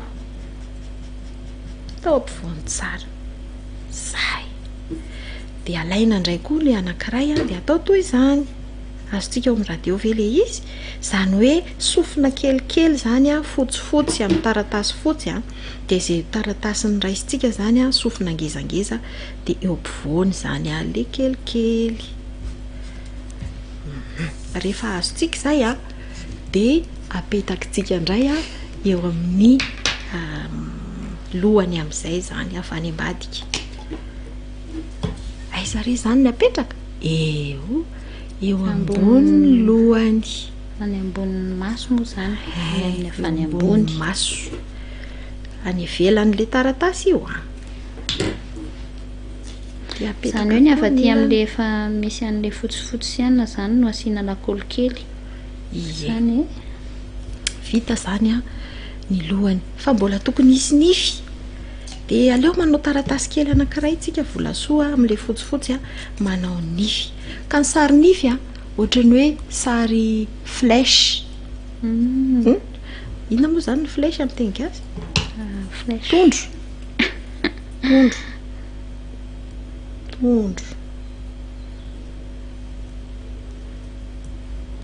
Ohatra ny hoe tondro fa tsy misy an'le mihoatra de eo ampovoan'le tondro asitsika tsipika midina. Ohatra ny hoe manome nify mifaritra nify zany le izy faritatsika amin'le feutre le izy. Flèche matavitavy zany le izy rakizy ohatra ny manome sary-trano zany le izy rehefa vita le lohana flèche iny zany. De tezatsika indray iny satria ny bitro moa zany lava nify izy sao lava nify azo atao be nify be izy fa efa sady lava nify de mbola atao be nify lava nify be rakizy ny fa loatsy atao be nify tsy atao be nify izy fa manjary tsy afaka mitsako amin'izay mba angezan'ny vavany na eo amin'le vavany eo. Asina lakôly de apetaka eo ambanin'le molotra n'le takolaka an'iny. Le iza no mipetraka any ambony le flèche le maranitra kely satria mitsofoka ao ambanin'le paoma kely le izy le ohatra ny sary paoma kely ohatra voasary de navititsika bitro tarehy amin'ny bitro misy nify. Vita veny atsika rakizy rehefa vita zay raisina indray le taratasina fotra le lavalava le 20 cm tamin'ny voalohany indrindra raisitsika le izy de le lava be zany miorina lasa ohatra ny tunnel ohatra ny hoe sisa dôly nandeha tany amin'ny tunnel Ambouda tunnel nanina moa de le 2 cm zany asitsika lakôly asina lakôly le 2 cm de apetaka ao amin'le 9 cm de lasa tunnel mahazo tunnel ve nareo rakizy ohatra ny hoe ao ny lalan'ny tomobily le any ambany any de rehefa aveo rehefa nahazo an'le izy isika de adiniko manomana taratasy kely anankiray atao peratra tadidinareo ve tamin'ny nanamboatra inona moa fanday tamin'ny nanamboatra chenille bibitsonjo dia nanamboatra peratra tamin'ny bibitsonjo tsika nanamboatra peratra tadidinareo ve lavalava kely ny taratasy dia atao peratra asiana lakôly fotsiny dia ahodina ina ny lokony amin'ilay taratasy tsika ny mitovy amin'ny lohany sy ny vatany iny peratra iny ataontsika tendany hipetrahan'ilay lohany atao ngezangeza ve tokony firy santimetatra atonitonika kely eo amin'ny 1 santimetatra sasany eo sy 9 santimetatra eo ny alavany dia ampy dia iny tendany iny asiana lakôly mipetraka eo ambonin'ny tunnel fa tsy atao eo atapony be fa eo atenatenany eo fotsiny apetraka eo ambonin'ilay tunnel ilay izy atao tendany ondraka izy le tunnel kely le peratra dia asiana lakôly zany iny dia apetraka eo amin'izay lohan'ny bitro avy aty amin'le le tarehany ao ambadika eo iny zany avy aty amin'le tunnel ohatran'ny ahoana zany ilazana an'ity mametrahana azy zay azon'ny ankizy ao dia mety foana ka apetaka amin'izay zany zao ny rambony na ve volasoa jerentsika eo ny volasoa raka izy hoe na vita ohatran'iny apetaka ny rambony asiana lakôly fotsiny eo amin'ny sisisiny ao dia apetaka ao amin'le derrière n'le ina moa le lapin ao amin'ny lamosiny ao zany dia nahazo rambokeliny apetaka amin'izay ny tongotra le lavalavany eo aloha asiana lakôly dia atao aty aloha aty amin'le le miforitra zany ao amin'ny faladian'le tunnel any satria misy faladiany tunnel lasa ny tunnel ambota avy misy faladiany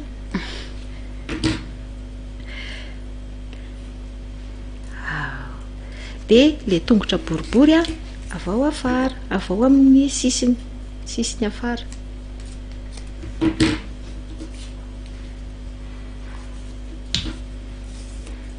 vita ny bitro kely mpiaino mpakatoa atsika vita ny bitro ahoana ny kely fametahana an'le ao afara avy ao anatiny avy ao ao afara dia any avao amin'le sisiny zany akavisakavanana fa avany afara dia nahazo tsika bitro kely femivolo bitro kely femivolo bitabe mazany ve volasoa misy rambo kely fotsifotsy zany ve moa le izy vita ny bitro kely tsika zavaboary namboarin'Andriamanitra misy sofina sady miandrandra be ny le bitro volasoa ty zany zao misy bitro mavomavo za koa fa navita bitro mangamanga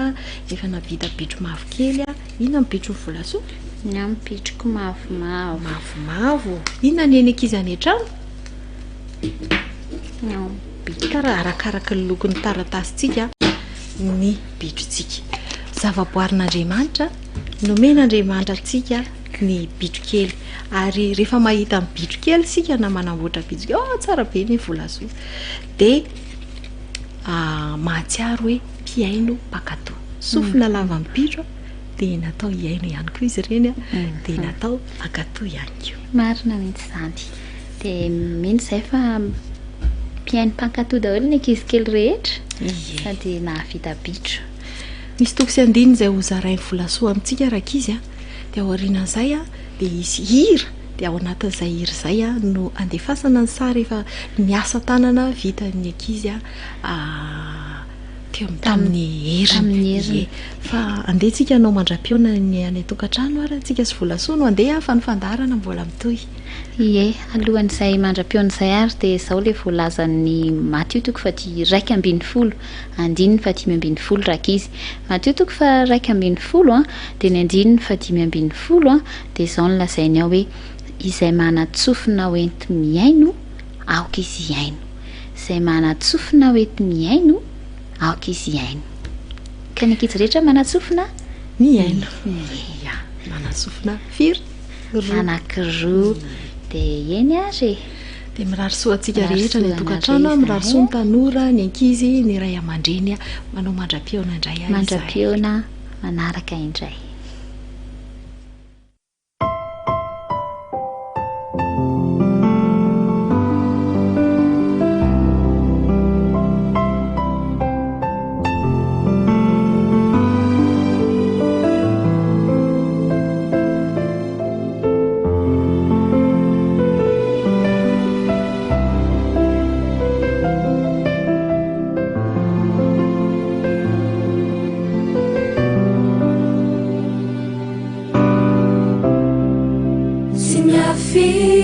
Minau Jeso ni mumbanai ni tuichanai na ivelani indrindra natiny funusinizany fu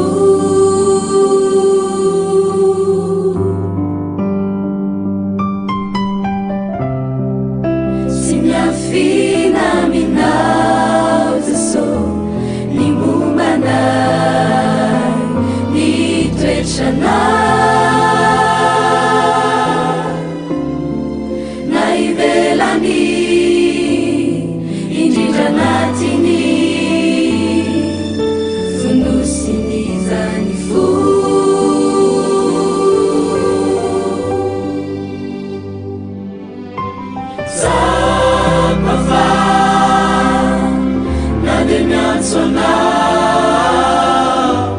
ni mulu chai mula champiana fani tenare chai fumagatu nutinau Jeso umenai tuku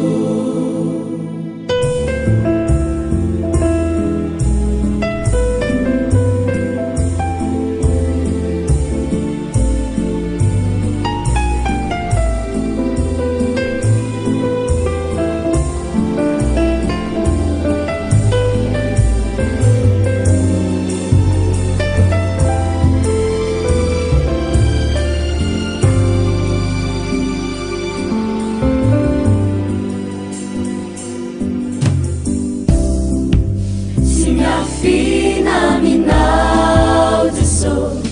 ni wabinai sini talu nanau no fo tiafapu nanadino no tumpu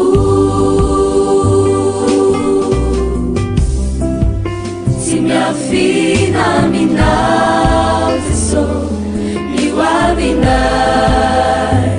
sini talu nanono fo tiafapu nanadino no tumpu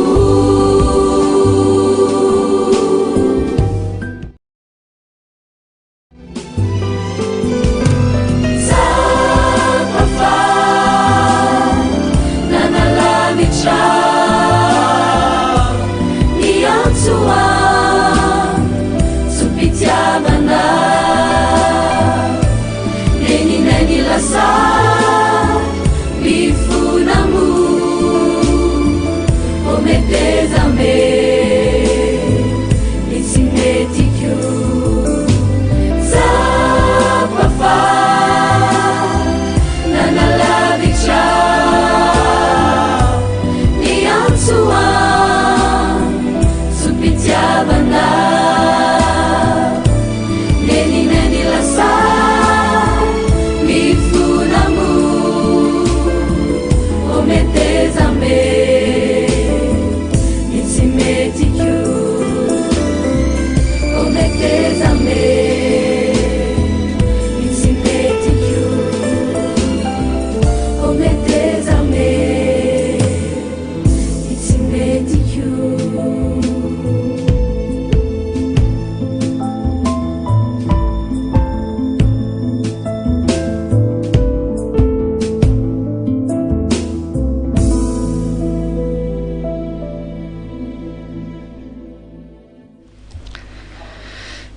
mbola manohy ny fiarabana tsika rehetra tratry ny sabata ary indrenankoa manaraka nyty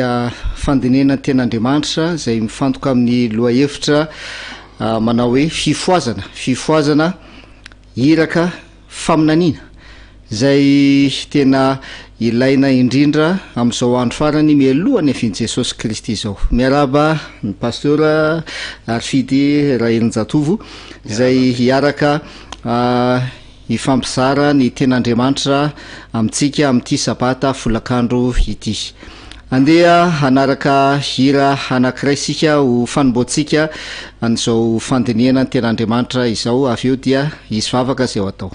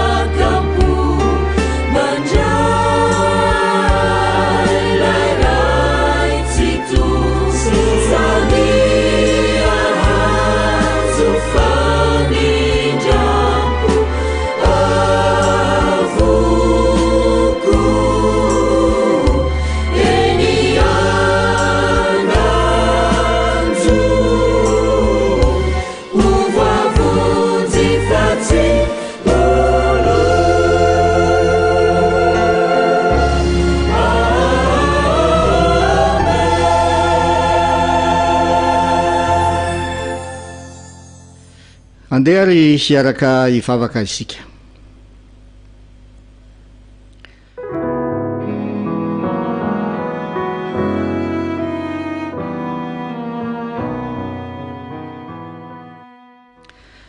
raha inay zay ny an-danitro misotranao zahay no ny fitahinao anay nomenao ny sabata andro zay nitsaranao ary nomenao mba hitsarana ihany koa zay porofo ny mahandriamanitra mpamorona anao izany andro sabata izany. Misotra ihany koa raha mbola afaka handray ny teninao zay ianao ny anokatra ny sainay ary ampafantatra anay ny teninao hitarika anay ihany koa ny fanainao masina ka isy fiovam-piainana isy fiovam-po vokatry ny fahafantarana ny teninao eo amin'ny fiainany tsiraray avy. Mitare anay zay hitarika izao fandiniana ny ten'Andriamanitra izao amin'ny anaran'i Jesosy. Amen.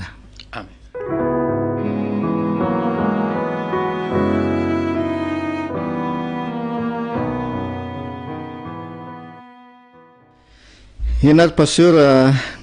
tamin'ny fandarana voalohantsika dia nanao fampidirana mahakasika an'ilay lohahevitra fifoazana iraka faminaniana dia noraisitsika tamin'izay fotoan'izay zany ny teny eo amin'ny Romana 7:12 azafady zay miresaka mikasika ny fifoazana milaza anko io tokosy andiny io ny amin'ny hoe fotoana zay tokony foazana izao fotoana izao andeha vakina kely lay ten'Andriamanitra Romana 7:12 de zao voalaza ny ten'Andriamanitra hoe ary tokony anao izany indrindra isika voalohany zany zay aloha tokony anao izany indrindra isika ao izy izany io mazava le voalaza hoe zavatra tena ilaina indrindra zany le voalazany eo de tsy na fandraisaka fifoazana de miteny le tokosy andiny hoe tokony anao izany indrindra isika izy dikan'izay de aoka tsisy fahasalana mihitsy zany amitsika indrindra amin'ny fiangonana sy amin'ny mpivavaka amin'ny olona rehetrarehetra hoe ilaina ve zany fifoazana zany zao satria mety misy alaim-panahy mety eritretra hoe tena ilaina marina ve zany fifoazana zany am'izao toe-javatra enatsika zao ten'Andriamanitra eto zany de milaza hoe tokony anao izany indrindra isika ao izy de toy izany izy inona ny antony satria fantatsika ao izy ny andro miresaka faminaniana indray zany satria fantatsika ny andro misy zavatra fantatra zany zay iseho fantatsika ny andro izy fa ankehitriny zao dia ora tokony hifoazanareo amin'ny fatoriana fa ankehitriny famonjenantsika dia akaiky no tamin'ny andro vaoninotsika io ten'Andriamanitra io akoatra ny hafa ihany koa zay miresaka fifoazana dia tena mazava mivoalaza hoe zavatra tena laitsika indrindra dia ny fifoazana ankehitriny am'izao andro am'izao ora zay iainantsika izao ary izany indrindra no anisan'ny antony zay anaovantsika zao fandiniana ny ten'Andriamanitra zao mahakasika an'izany hoe fifoazana iraka satria mifandray ny fifoazana sy ny iraka mission zany zay nankiny tompo tamitsika ary ny faminaniana zany hoe ny faminaniana zay milaza sy mampafantatra atsika ny zavatra miseho ankehitriny sy ny zavatra miseho ao arina kely ao ina moa zavatra iseho de ny faminaniana no manambaratsika zany dia fandray avokoa zany areo zavatra anankitelo zay voalaza teo reo amaky andalateny anankiray aloha zany zay efa mivakitsika any izy ty tamin'ny voalohany zay ato am'ty boky ty moa zany no nangalana azy fiomanana amin'ny fotoatsatra farany fa andalateny zay nalaina tao amin'ny boky grand conflit boky ny faminaniana zany izy io zay nisonoratan'ny ananabavy Elaina White de ozy izy hoe alohan'ny amangin'Andriamanitra farany ny tany amin'ny didim-pitsarany dia izy fifoazana ho amin'ny toetra mampanahy araka an'Andriamanitra tahaka ny fahiny eo amin'ny voakan'i Jehova izay tsy mbola nisy toy izany hatramin'ny andron'apôstôly ny fanahy sy ny herin'Andriamanitra dia arotsaka eo amin'ny zanany. Ny boky nangalana an'izay andalanten'izay dia araka voalaza teo hoe grand conflit amin'ny teny frantsay great controversy amin'ny teny anglisy pejy 420 io zany zay manamafy ihany koa voalazan'ny ten'Andriamanitra hoe alohan'ny amangin'Andriamanitra farany an'ity tany ity amin'ny alalan'ny didim-pitsarana dia izy fifoazana ao amin'ny toetra amam-pana araka an'Andriamanitra. Anisan'ny zavatra no zavaitsika teto zay pasteur tamin'ny fiandohan'ny fandinian'ity hoe inona moa zany le fifoazana, ahoana le endrika le fifoazana, mahakasika an'izay. Ia misaotra indrindra pasteur Andriabaratila Fanera. Ny tsara ho azavaina aloha ety am-pendohana dia aoka hazava tsara amitsika fa ny fifoazana akory tsy programa. Tsy programa io fa fiainana. Takatsika hoe matory amin'ny alina de mifoa maraina. Fa lay torimaso ara-panahy tena zava-doza eto ka raha miresaka torimaso ara-panahy tsika de tsy nizay fa ny fiemorana zay nyresahana teto araky nambarany Timoty faharoa toko 7 manomboka amin'ny 1 ka hatramin'ny 5 izay zao zaka efa miemotra fa tsy fantatro. Zay indrindra hoe tsika tsy marina na de ray ary fa ny zava-doza le fanamarina tena, ary tsy vitany hoe ny fanamarina tena fa eo ihany koa ilay hoe tena monsieur lay izao izay manahirana ka ireny rehetrarehetra ireny zany dia mitarika ao am'izay le hoe fahafatesana ara-panahy izay tsy fantatra, satria za zany zao misy fahotana tena ratsy ataoko ane fa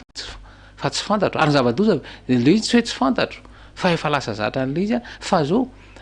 amariniko amina zavatra fa le izy de lasa de izay zany le hoe le fifoazana resantsika eto zany de tsy inona izy io fa hoe tokony ho tonga saina amin'ny ity fiainako ity, ny toetrako sy ny fomba fiainako izay maneho endrika ivelany fotsiny monsieur malemy fanany fa rehefa misy zavatra mahatezitra de tena mamoaka tena mbola manahirana be, ary rehefa misy zavatra ohatra hoe tsy mahazo ny zavatra zay ilaiko de maneho fihetsika izay tsy maha-kristianina mihitsy, ary zay lay tiana ho resahana izany lay fiemorana ty amparany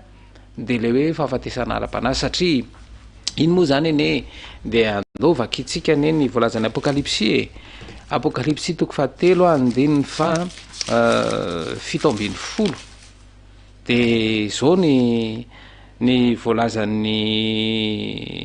teny fao io anao manan-karena sy efa niary fananana be eo ka tsy mananjava mahory kanjo tsy fantatrao fa ianao lay ory sy mahantra sy malahelo sy jamba ary mitanjaka. Zany hoe io zany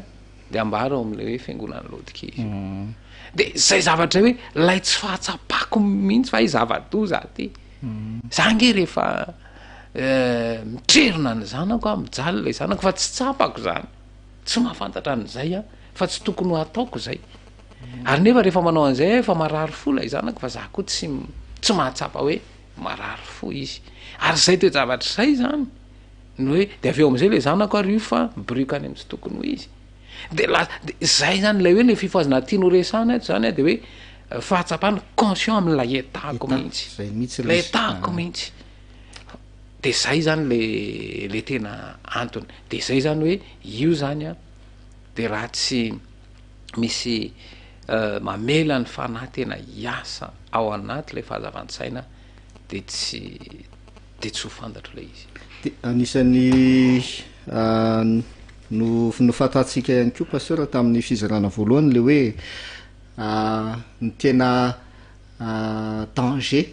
loza moa zany zay atahorana mahakasika an'ity fifoazan'ity zany de le voalazan'ny Timoty faharoa toko 7 ny andiny voalohany ka hatramin'ny 5 fa eo amin'ny andiny 5 izy le milaza le hoe manana ny toe-panahy araka an'Andriamanitra izy izy nefa mandany ela. Izy zany le hoe ny hevitra ny tenany izy zay le hoe fieverana ny tenany hoe araka voalazan'ny apokalipsy toko 7 teo hoe ianao izy izy manao hoe manan-karena sy sisa kanjo tsy fantatrao fa mory mahantra jamba mitanjaka sy sisa raha jerevana ity ivelany zany a dia hoe tena mety tsara zay zany le izy mety tsara zay le hoe manana ny endrika ny toe-panaraka an'Andriamanitra jerevana ity ivelany dia mety tsara kanefa kanjo mahantra ory jamba tsy mahafantatra ny tokony atao tsy mahita mitanjaka eo anatrehan'Andriamanitra de eo zany le tena loza zay mila tandremana ny am'ty fifaozana ty a de ny hoe le fifaozana zany dia tsy fisehoana ety ivelany tsy fisehoana ty ivelany io zany lay atsotsika nampiasa tenitsika tamin'ny tam'y voalohany hoe formalisme religionisme zay raha jerevana ty ivelany dia tahaka ny hoe manana endrika ny toe-panay araka an'Andriamanitra izy olona mivavaka izy olona religieuse izy zay moa zany tonga de itenenantsika anazy hoe olona religieuse zany hoe makany am-piangonana mety mamaky baiboly ao an-trano kanefa ay ao anatiny ao a zavatra hafa anatiny ao fotsiny ova tsy manana spiritualité zay le hoe tsy niovany fo dia lasa endrika ivelany izy dia ndraindray zany tafalatsaka ao anatin'izay loza sy fandrika zay a ny kristiana ary le Matthieu toko fafito a dia manamafy an'izay aitsika ny teny Jesosy am'le Matthieu toko fafito manomboka an'le faraiky am'roapolo a ka hatramin'ny fahatelo am'roapolo de le teny Jesosy hoe tsy izay rehetra manao amiko hoe tompotompo no hiditra amin'ny fanjakan'lanitra azy izy fa izay manao ny sitrapon'ny ray izay any an-danitra de amin'ny 10:20 de milaza izy hoe ary maro no anao amiko am'izany andro zany eo zay de zao no teny zao no ataon'le olona tsy efa namina tamin'ny anaranao va izahay tsy efa namoaka demonia tamin'ny anaranao va izahay tsy efa nanao asa maro tamin'ny anaranao va izahay de mamaly Jesosy amin'ny 10:20 manao hoe tsy fantatra akory anareo atrizay tsy fantatra akory de ampiny Jesosy mialamika anareo mpanao meloka lasa raisiny Jesosy ho toy ny mpanao meloka an'le olona kanefa mihevitra an'le olona zany hoe miasa amin'ny anaran'i Jesosy zay zany izy pasteur satria tsika am'resaka mission iraka hoe miasa amin'ny anaran'i Jesosy manao zavatra maro amin'ny anaran'i Jesosy kanjo ay tsy fantatry Jesosy ary ny tena loza mpanao meloka azy izy Jesosy mpanao meloka satria nahoana satria mbola tsy miaina am'le fibebahana mbola tsy miaina am'le fibebahana sy lay fiovampo ny tanjon'ny dévoulement ao anatin'izay rehetrarehetra zay de ny atonga ny mpanota zany tsy ho tonga amy tena fibebahana marina satria raha mbola tsy mahafantatra fa manao ny meloka ary zay le fanamarina tena tsy ho tonga amy fibebahana ary zay mihitsy ny tena mahafaly an'ny satana zay satria raha vao tonga amy fibebahana marina mantsy ny mpanota anankiray de afaka ny gejany fangejany devoly azy satria ny devoly tena mangeja de tena gejaina ange lay masim-panahy ny any amy teny vahiny hoe conscience ary io ny tena gejaina mba tsy tonga le olona ho tonga saina saina indrindra mba tonga ny olona tsy tonga saina satria ty toejavatra ity ihany koa mantsy a de ilaina ihany koa amin'ny fahatonga satria raha ny toejavatra misy satria raha faminanina no resahana raha ny toejavatra misy mantsy de zao voalaza ao anatin'ity boky ity fa ny zavatra misy eto am'izao tontolo zao de mbola miazona ny rivotra efatra ireo anjely efatra de aitombo ny ady de zao ny korontana ny olana ara-politika ny fahasairana ara-toekarena seho amin'ny fiarahamonina ny fisaratsarahany fianakaviana ny tahotra sy ny fahoriana hitatsika fa iainantsika zany am'izao vanim-potoana misy atsika zao ka reo zavatra io koa zany mangeja ny fisainatsika lasa misy taola sy aya de reny zavatra reny koa zany a tsy ahatonga ihany ko hiakatra ao am'lay ny voan'lay a ara-panamary satria lay aya de lay tahotra ary ny zava-doza de zao ndraindray koa tsika manao fampianarana amin'ny alalan'ny tahotra de tsy ahatonga n'lay ara-mana ka eo indrina ny hoe zava-dehibe lay fifoazana hoe lay hoe conscient amin'ny lafin-javatra rehetra satria miditra antsehatra mihitsy zany tontolo ray manontolo izay atonga tsy ho tonga saina ary anamarina ary ny tena zava-doza zany lasa miezaka ary ezaka zany ny herin'ny tenako no ezaka ataoko mba hatonga anao ara-pana de zay mahatonga hoe raha vola ivelambelany fotsiny fa tsy natoditra an' jesosy ny fo dia tsy ho tonga am'izay ary zay ny ilaina ny hoe tena ilaina ny ho tonga amy tena fifoazana marina de fifoazany tena toe-panahy araka an'andriamanitra izao vanim-potoana misy atsika izao. Tena zava-dehibe zay voalaza izay a karazana famitinana sy fanamafisana inkomo zany ny amin'ny nojerevantsika tamin'ny voalohany a hoe inona moa zany ny tena ilana nyity fifoazan'ity ary inona ahoana marina momba nyity fifoazan'ity nisy famaritana anankiray zay noraisina ihany koa ilay voalazany commentaire biblika de mamaritra ny amin'ny natao hoe fifoazana de ozy izy hoe ny teny hoe fifoazana ozy izy ao amin'ny baiboly dia tsy ampiasaina amin'ny fifoazana amin'ny teny frantsay l izy de mialatsiny spectaculaire ozy izy et collectif zany hoe tsy fietsehana fientanentanana sy fietsehana lehibe tsy zay ozy izy no ampiasaina ny teny hoe fifoazana ao amin'ny baiboly raha miresaka fifoazana zany ny baiboly dia tsy miteny mihitsy fietsehana lehibe izy hoe de izy fivorimbe dia isy etsika lehibe fifoazam-panahy ohatrohatran'zay zany tsy zay zany le endrika iseho le fifoazana fa mazava le voalazan'le Timothée faharoa teo hoe fifoazany tena toe-panahy araka an'andriamanitra toe-panahy araka an'andriamanitra zay zany tena fototra zay mahakasika an'ity fifoazana ity de tsara mafisina zany hoe miainga avy aiza ary izy ity hoe miainga aiza ity fifoazana ity fameloha zay pasteur satria mifandray am'izay ihany zany le zavatra zay olazaiko tonga any am'le nitenenao teo dia tsara ihany koa amafitsika kely lay tontolo-kevitra ara-tantara tontolo-kevitra ara-tantara contexte historique zany voalazan'ny Matthieu 24 zay zavatra nyseho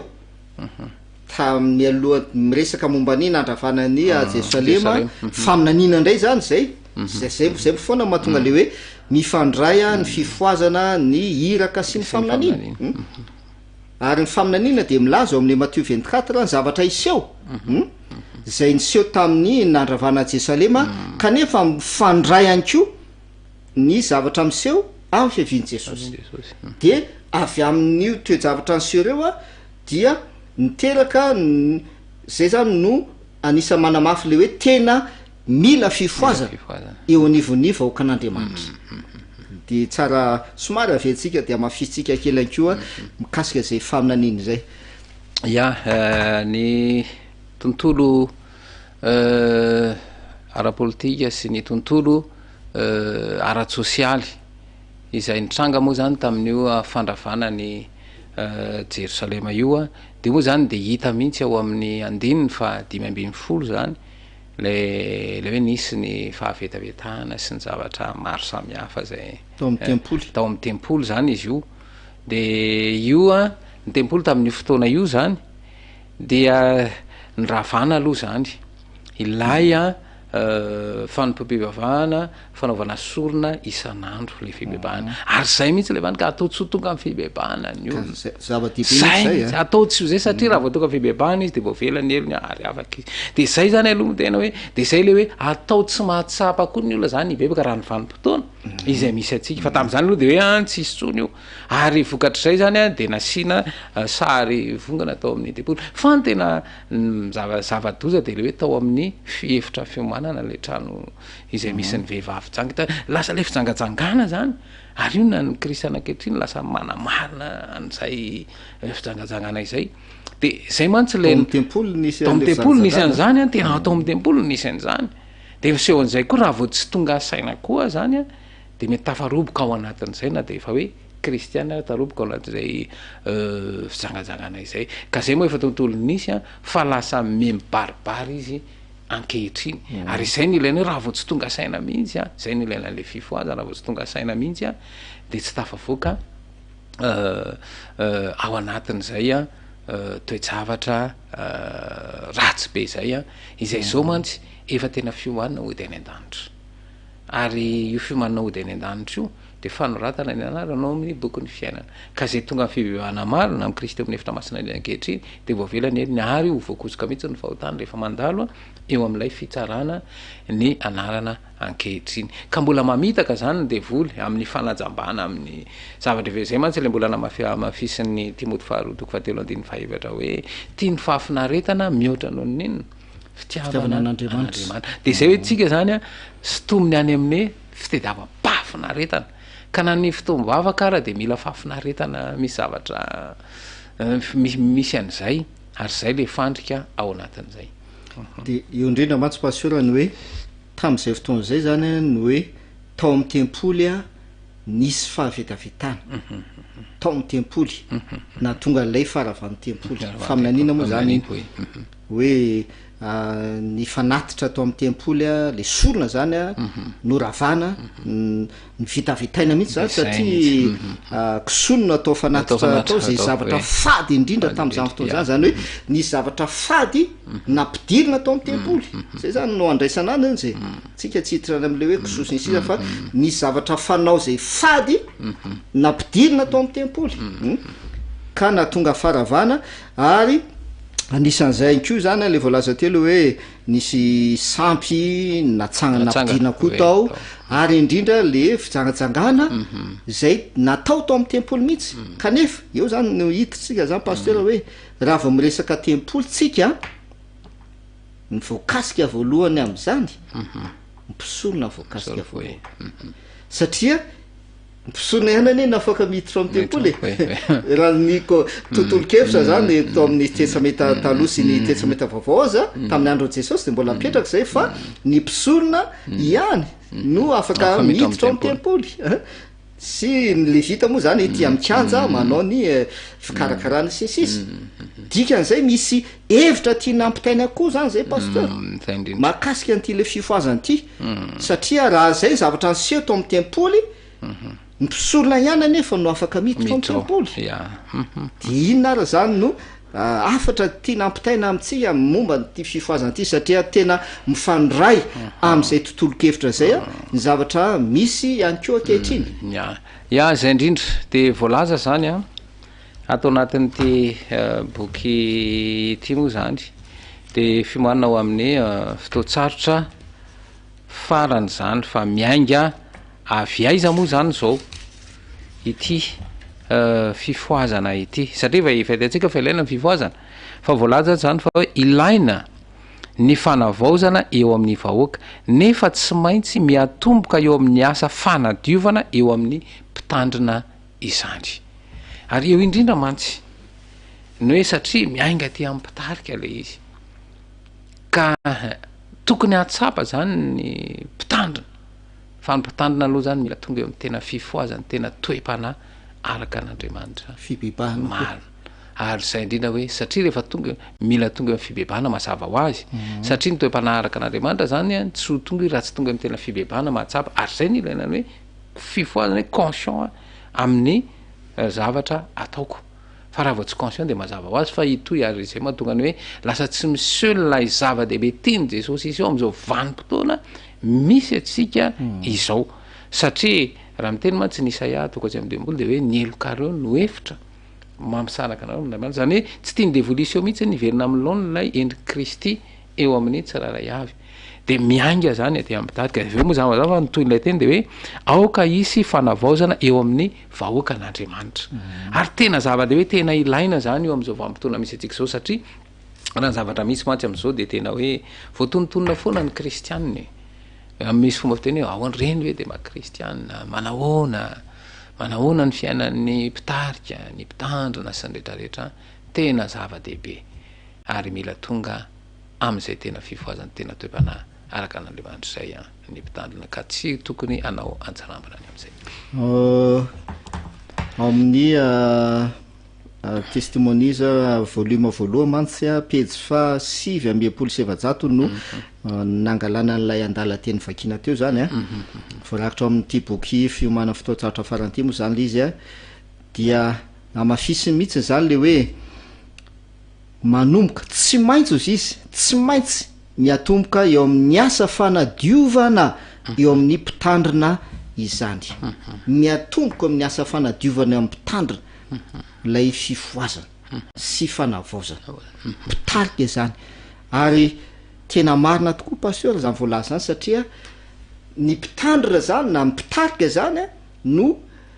anisany hoe tena cible voalohany tonga de zay ny ilazantsika anazy cible voalohany ny amin'ilay fandrika zany zay ataon'ny satana satria manana tonga de fiheverantena hoe zay efa mpitandrina mianatra teolojia firy-taona haiko ny manazavanyio baiboly io sisisa manana fahalalana be sisisa dia manana fiheverantena zany zay le danger an'izy le loza zany ho an'ny mpitandrina sy mpitarika zany zay manana zay fiheverantena izay hoe efa ampy efa mahalala sisisa ka tsy mahatsapa intsony lay toerana misy ny tena hoe mpanota mila mibebaka anyka indraindray na de hoe manao fahadisoana azy ny mpitandrina na mpitarika indraindray dia tsy manana zay fahatsapana zay tsy manana zay fahatsapana zay fa lasa voasarina am'le hoe le mahiziny tena zany ka tena marina mihitsy zany ty voalazany ty andalateny eto ty hoe tsy maintsy miatomboka eo amin'ny asa fanadiovana eo amin'ny mpitandrina izany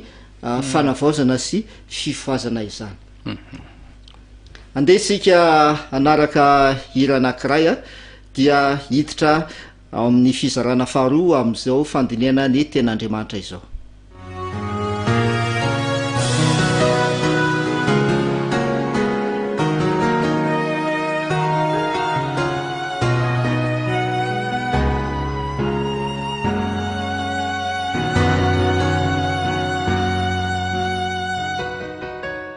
Menachao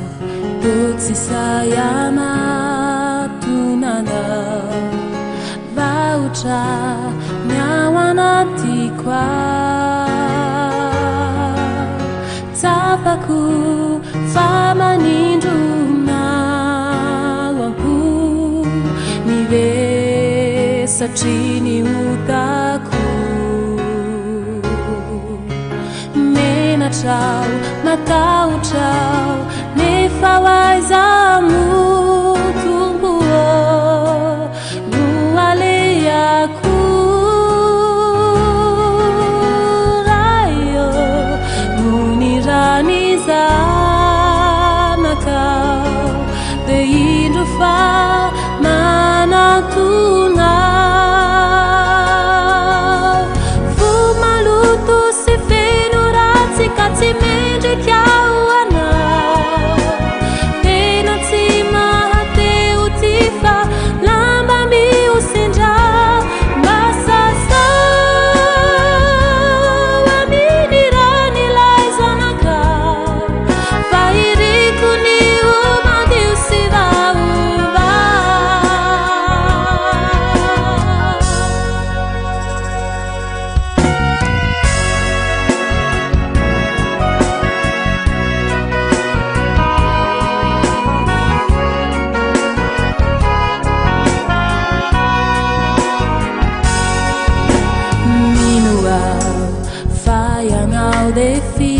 defitiavana kahandrai si amela rekufa zai manatunana tetsimba misilavina intiao favununao upanumpuna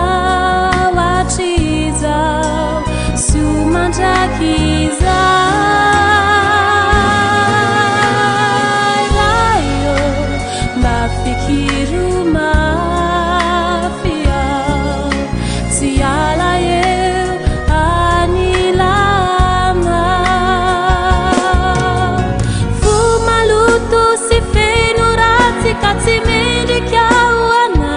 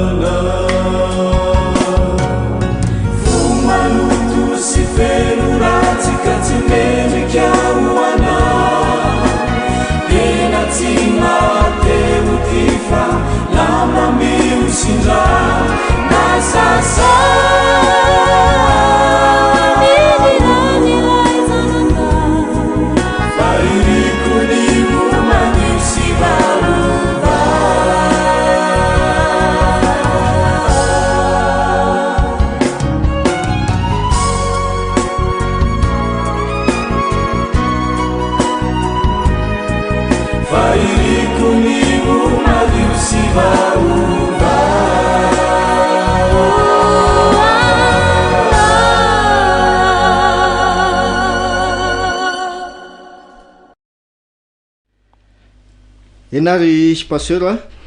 ndao ary hititsika zany hoe ahoana raha ny tena iainana am'izay le hoe fahatsapahana izay a nylay conscience mihitsy zany a ny tena ahafahatsika ahafahan'ny le olona miroso sy miaina am'le tena fifoazana marina. Atsika moa zany a raha vao miresaka hoe ara-panahy de tena mazava ny nambaran' Jesosy raha miresaka tsika zany zao a ao amin'ny Korintianina voalohany a toko fahaenina Korintianina voalohany a toko fahaenina de vakina ny 9:10 sy ny 12 de zao ny vaky ny teny ao ahoana ary moa tsy fantarareo fa ny tenanareo dia tempolin'ny fanamasina zay ao anatinareo sady efa azonareo tamin'Andriamanitra ka tsy tompon'ny tenanareo anareo fa olom-bovidy anareo ka dia mankalazana Andriamanitra amin'ny tenanareo. Mivantana mihitsy zany Kristy ny teny eo zany mahasamihafa tamin'ny testamenta taloha de tempoly zay fa am'izao vanim-potoana misy atsika izao mihitsy tena ambaran' Jesosy mivantana fa iza ny tempolin'ny fanamasina de izao tenatsika de ny tenako zany fa tsy lay toerana izay ivavana io mantsy lasa fandrika ary zay le nandravan'i Jesosy an'lay tempoly satria tao amin'ny tempoly mihitsy nisy fahavetavetana nahatsiravina tam'lay vakitsika tany amin'ny Matthieu 4:20 fa ravana zany de le ravana zany de tsy fombafomba tsy endrika ivelany fa ianao mihitsy no tempoly ny fanamasina de zany hoe nomena zany izy io ka ny fomba fandraisana azy de Jesosy mihitsy ane lay mitondra fahazavana satria lay mpanjaka an'izao famahizinany zao de manajamba n'lay masom-panahy lay hoe tsy ho tonga saina mihitsy de zay fanajambany zay a de zao Jesosy mihitsy no tonga ary io hitatsika ao amin'ny Jaona toko voalohany zany a de miresaka mazava tsara ao amin'ny 9:7 taony tena mazava zay mazava ny olona rehetra tonga amin'izao tontolo teo am'izao tontolo zao ilay izao tontolo zao no nanao ary izy no anaovana izao tontolo zao nefa izao tontolo zao tsy nahalala azy ary eo mihitsy lay fandrika satria zavatra misy zany zao de atao a tsy ho fantatry ny rehetra mihitsy lay Jesosy Kristy satria araka nambarantsika tamin'ny fizarana tamin'ny herinandro zany de zao ny tena fiainana ara-panahy de tonga firaisana amin'ny Jesosy Kristy tonga amin'ny firaisana amin'ny Kristy fa tsy amin'ny fomba mpivavahana de eo zany atao misy be deabe ny zavatra tsy azo ka raha vao miresaka ara-panahy zany tsika de mazava ho azy ina le nylaisana de zao misy zavatra fanazavana roa zany reto raha vao miresaka fanahy tsika de misy zany ny antsoina hoe fanahy esprit sy ny antsoina hoe fanahy âme mazava ho azy zany fa rehefa namorona nyty olombelona mipahary any amin'ny Genesis toko 2:7 ary vovotany namorona ny Jehovah-Andriamanitra ny olona ary nofoniny fofona mahavelona ny vavony de tonga olombelona izy izany hoe voalohany indrindra zany ny fahafahana Kristy mifandray amintsika zany de efa ao anatsika ny atao hoe fofinaina mahavelona zany a de olombelona zany no resahana eto olombelona no resahana de izao nomena ao amin'ny atodoantsika zany misy fobe ahafahana mifandray amintsika ka raha vao miresaka mantsika hoe esprit de psyché nila zany azy amin'ny teny grika resaka saina zany ka izao mifandray mivantana ka io zany a fifandraisana mivantana io de raha vao miresaka psyché tsika de tena resaka ara-panatanteraka fanamasina ka ny fanamasina zany manazava ny saina de hitatsika hoe raha tonga izy de ampiaiky zao tontolo zao ny fahotana zany hoe rehefa miaiky ny fahotana de voavela elo ka de mazava tsara ny afahana mandray an'izay ka lay hoe fandraisana ny Kristy zany de eo amin'ny alalan'ny finoana no andraisana azy de izao raha tafakatra ao am'le fanahy esprit zany a de io fanahy esprit zany de tena miresaka momba ny retsika amin'ny teny vahiny de système nerveux mihitsy ka izao lay fahazavantsaina omena zany a de ny fahafantarana ny sitrapony Kristy lay fahafantarana ny sitrapony Kristy hitatsika tamin'ny Matthieu moa toko 7:1 teo zay rehetra manao amike tomboko nitra zay manao ny sitrapony raiky zany zany hoe Kristy mihitsy zany no ametraka an'izay sitrapo ao anatsika raha tafakatra ao am'lay a lay fanahy esprit isika de io ihany koa zany a de zao fahafahana mifandray tanteraka amin'ny Kristy amin'ny alalan'lay fanahy esprit zany ary indrindra lay feon'ny fieritreretana de io lay ajabany sary de vo zany zay manajamba ny masim-panahy de tsyna fa le femifetraetana tsy miraharaha ntsony tsy maheno intsony tsy mahatsapa ntsony ary hitatsika mazava-dehibe ilaina le fifoazana satria mahatsapa de zay le hoe manao zavatra izy fa izy efa maty ara-panahy fa izy mbola olona velona ka eo zany la fahafatesana ara-panahy zany l'esprit mihitsy zany tseo fa ity no misongandina ary izay fisongadinan'zay a tena zava-dehibe de le fana de tsy ny fa ny saina de raha resaka saina zany zao de amin'ny fananita-tsaina na am'teny vahiny ino mazava amitsika de tenena izy hoe intelligence ary mampiasa an'zay de tsy vitany hoe mampiasa an'zay a fahalalana zay fa lay am'teny vahiny ihany koa la hoe le influence ihany koa satria ny olona manam-pahalalana de mampiasa an'zay ery miasa mangina izay ary tsy vitan'izay fa ny fihetse-po de jereo tsara zany fa mahay miresaka izy mikitika ny fihetse-po mba hampanapa-kevitra ary ny fihetse-po iny zany a lalaoviny ny fihetse-po iny ka izao ny devolo tena miasa amin'ny alalan'io a fihetse-po io ary indrindraindray koa ny sitrapo de zay no mampatonga ny hoe tia ny fahafinaretana le fahafinaretana hoe tsinona fa le te hanatanteraka ny sitrapo ny filany tia ny fahafinaretana de zao raha vao mbola tavela ao am'le fanamy zany de mihevitra izy zay mahatonga hoe ampiangonana izy manao ny retraretra sy zahatra retraretra fa izao ny fony tsy mbola natolona an' Jesosy ary satana zany zao ny azy ataovy daholo zay ampanaovina anareo anatin'ny fiangonana io ny aktivité sy ny retraretra fa ny fonareo tsy azonareo atolotra an' Jesosy ary zay zany lay toejavatra manahina ka raha vao tsy mahatsapa an'izay zany a de eo indrindra hoe lalaoviny de olo ka reo zany mila azo tsara aloha reo anankiroa reo satria zao mantsy rehefa jerentsika am'izay zany a de inana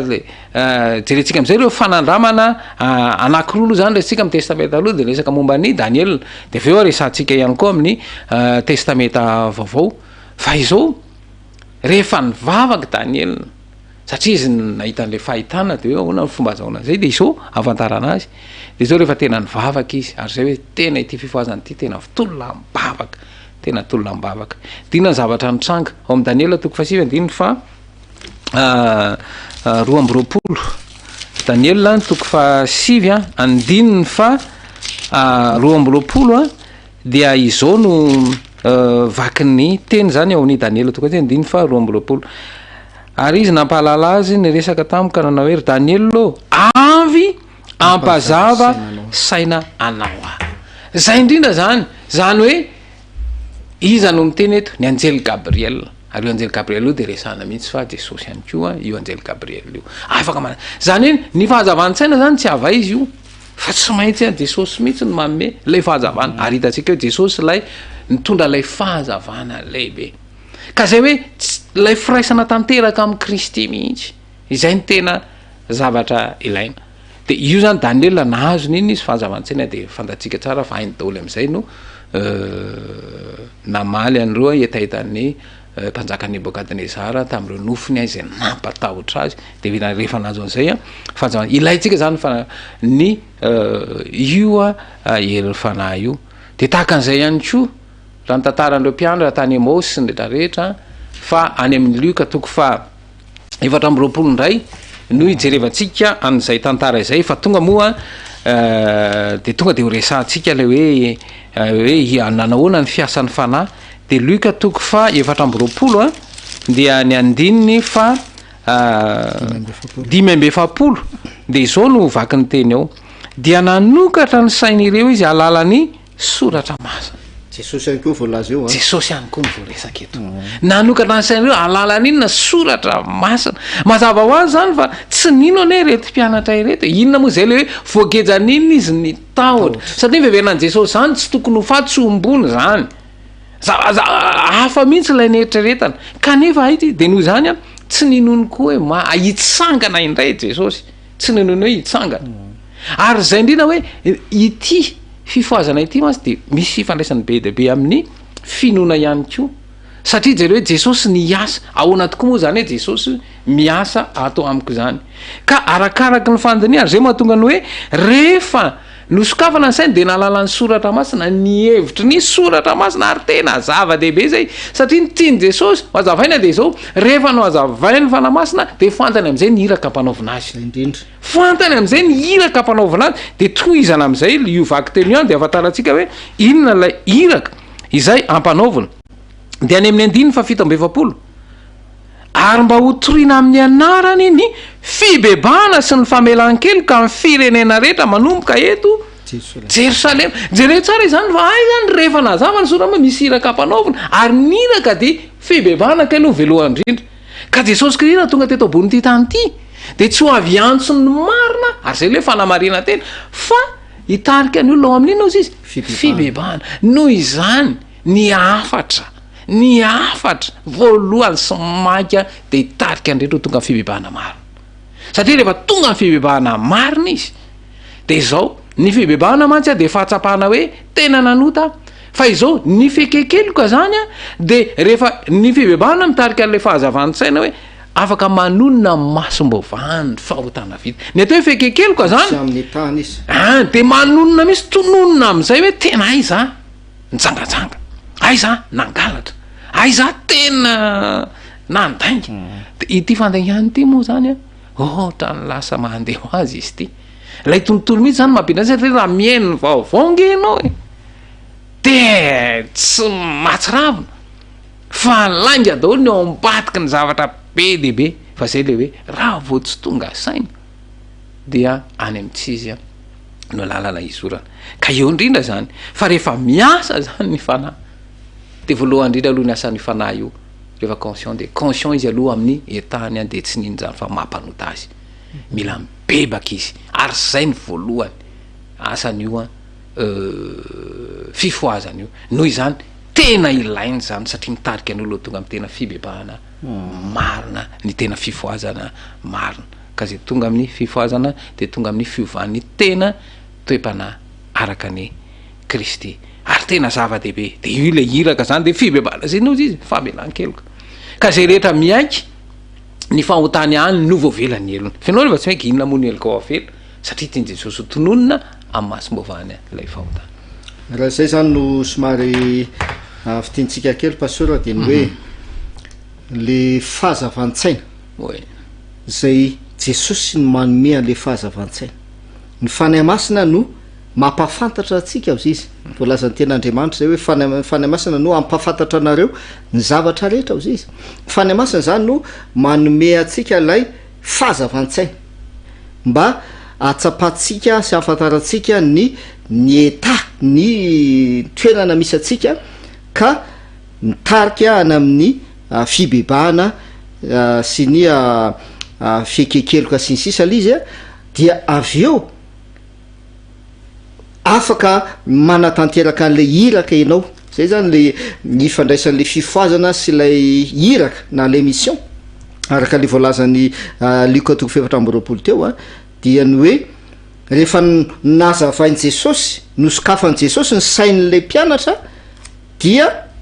nanome iraka am'izay izy hoe ary hotoriana amin'ny anarany izy ny fibebahana sy ny fekekeloka amin'ny firenena rehetrarehetra ary io akio zany de efa somary mampafantatra atsika sady mbola idirantsika landalina zany io orina kely ao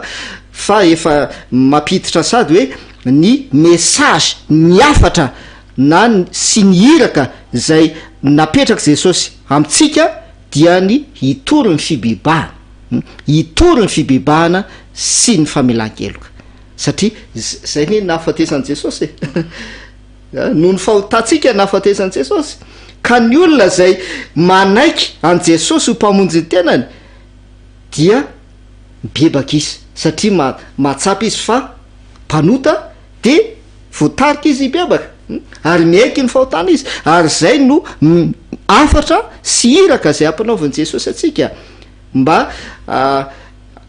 hitory ny fibebahana sy ny fekekeloka tsara miresaka an'izay pastora satria ndraindray zany eto de tonga de lazaitsika ankilo izy hoe ndraindray tafalatsaka any amin'ny zavatra hafa lay afatra zay hoetitsika tafalatsaka ny zavatra hafa izy hoe ny momba ny fiangonana ohatra ny momba ny fiangonana hoe ny fiangonana ohatran'izao dia ohatran'izao tsy manao an'izao fomba lasa le fomba ny fiangonana no torina tsy ny fomba ny fiangonana no torina na ny momba ny fiangonana fa mazava eto zany lay mission lay iraka sy ny message zay ho torina amin'ny firenena rehetra ho Jesosy dia ny fibebana sy ny famelan-kelo. Ahoana ny am'tianatsika anazy ary am'ty dindinika am'ty an'io ty. Voalohany aloha zany a tena mbara tamintsika teto zany fa ny fifoazana aloha tsy programa fa tena fitariana ny mpanota anankiray atsapa ny fahotany ary hitarika azy ho amin'ny fibebahana marina ary rehefa tonga am'izay izy a de afaka miaiky ny elony ary ny fekekeloka zany de tsy inona fa fanononana amin'ny masom-bavahany a ny fahotana izay natao ary rehefa nandalo an'izay izy de adio tanteraka ny fisaininy ary azava aminy ny iraka izay a ampanaoviny Kristy azy ary amin'izay fotoana izay dia fantany tsara hoe izao a ny iraka izay ampanaoviny Kristy ary amin'izay fotoana izay de izao ny olona zay tonga amin'ny tena fibebahana marina de anana fiadanam-po izy ary rehefa manana fiadanam-po izy tsisy mampatahotra azy na inana indrindra ny toe-javatra sarotra zay iaina ny firenena maneran-tany amin'izao fotoana zao tsy anana aia mihitsy izy ny amin'izany hoe fahafatesana izany ny amin'ny aretina indrindra hoe tratran'ny olana ara ekônomika de ny miaihany fiainana ny sakafo hoanina ny fitafiana sy ny rehetrarehetra ny olona zay tonga amin'ny teny fivavahana de manana toky izy satria Jesosy no anome toky azy anome izay ilainy rehetra fa rehefa manana zay fahazavantsainy zay vao hitanao itika ilay izy ity ilay izy fa ny devolo mantsy mamitaka atsika ity de ahafantony ihany no sainanao fa tsy mifantoka any amin'ny Kristy ary zay mahatonga amin'ny teny hoe mijery an' Jesosy tompon'ny finoana sy mpanefa azy. Misy tokisandrena anankiray ao amin'ny Timoty faharoa toko faharoa andeha efasy ambin'ny folo zay ovakitsika manamafia ny voalazany amin'ilay Matthieu toko fahafito zany izy io zay fampitandremana zay omeny ten'Andriamanitra atsika de zao voalazany amin'ilay Timoty faharoa toko faharoa andeha efasy ambin'ny folo de ozy izy hoe kanefa ny fanorenana mafy nataon'Andriamanitra dia miorina tsara sady manana izao tombo-kase izao ny tompo mahalala ny azy ary koa aoka ny olona rehetra zay manonona ny anaran'ny tompo mazava tsara de zay le Matthieu toko fahafito le hoe tsy efa namina tamin'ny anaranao va izay ny efa nanao asa maro tamin'ny anaranao va izay de ozy izy ny tenin'Andriamanitra eto aoka ny olona rehetra zay manonona ny anaran'ny tompo anina ozy izy iala amin'ny ratsy fibebahana ary zay ke ny problème an'ilay olona voalazo amin'le Matthieu toko fahafito manonona ny anaran'ny tompo izy manao asa amin'ny anaran'ny tompo izy fa tsy niala tamin'ny ratsy izy de zay nahatonga Jesosy ny teny taminy hoe tsy fantatra ianareo mpanao meloka ianareo tena mampitandrana atsika zany ny ten'Andriamanitra ry havana malala ary efa mazavazava amintsika tao anatin'izay fandinena ten'Andriamanitra indrony fanesay ny makasikasika an'le hoe tena hoe fifoazana io ny amana moa zany tena fifoazana zay ilaina indrindra am'izao andro zao atokony anao zany indrindra isika hoy ny voalazan'ny ten'Andriamanitra misy faminaniana anankiray zay tiana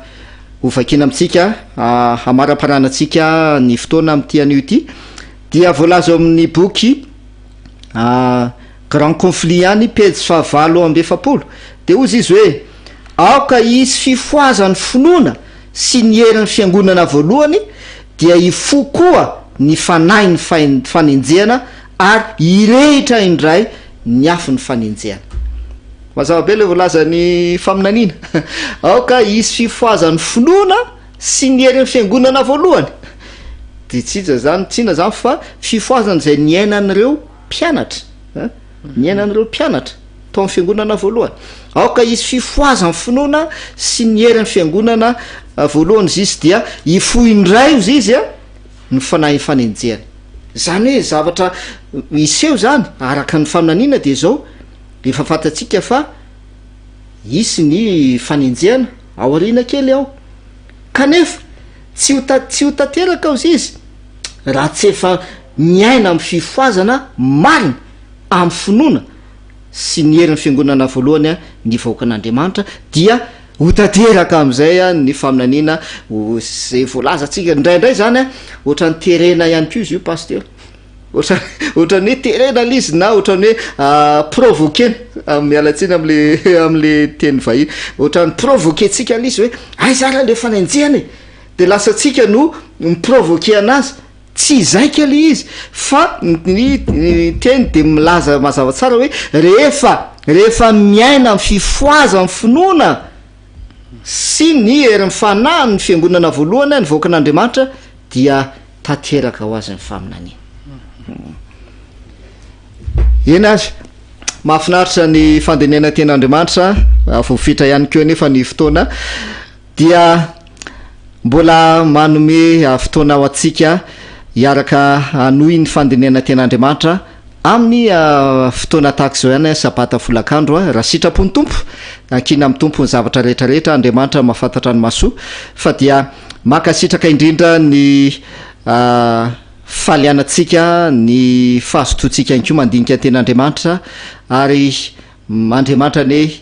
hitatsika Andriamanitra ne anamarina ny teny ary mba ho tanteraka amintsika tokoa ne izany ten'Andriamanitra izany mba ho fiainatsika ihany koa izany voalazany ten'Andriamanitra zany indrindra ny fifoazan'ny toe-panahy araka an'Andriamanitra fifoazan'ny tena toe-panahy araka an'Andriamanitra zay zavatra tena ilaitsika indrindra misaotra indrindra pasteur ny amin'ny fizarana ten'Andriamanitra tamin'ity sabata folakandro ity mankasitraka pasteur mankasitraka ihany koa anareo mpiaino sy mpijery ny fiadanany tompo amin'ny tsirairay avy eny ary natombotsika tamin'ny vavaka ny fandinihana ten'Andriamanitra dia andao faranatsika amin'ny vavaka ihany koa zany sady fametrana ny mandram-peona ho amin'ny manaraka indray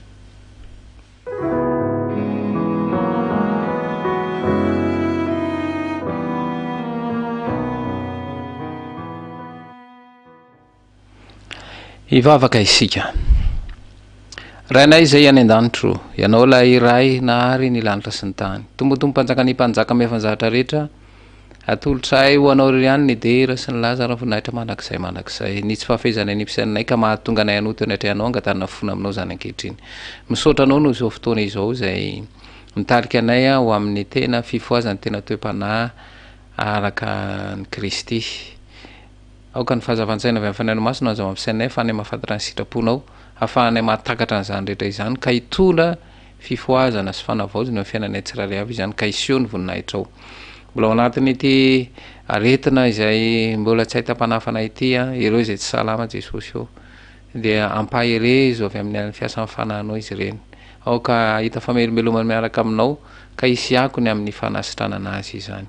ary aoka hovavela heloka ny tsirairay avy ka ho vita fihavanana aminao ka na inany hoe zavatra miseho dia atokosinanao ary anaiky ny sitraponao ireo izay manana olana vokatra zao toe-javatra ihany koa dia atao fity eo aminao ary hita vahaolana saza izany tononona sy angatana amin'ny anaranao Jesosy Kristy mivavaka amen amen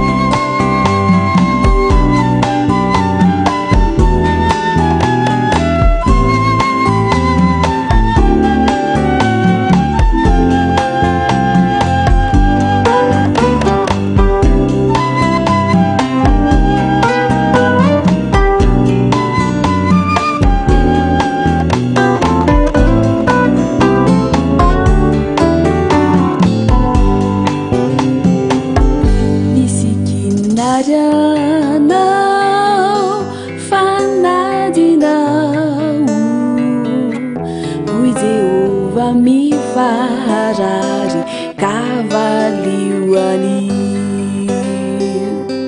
hanadinanao o kavalio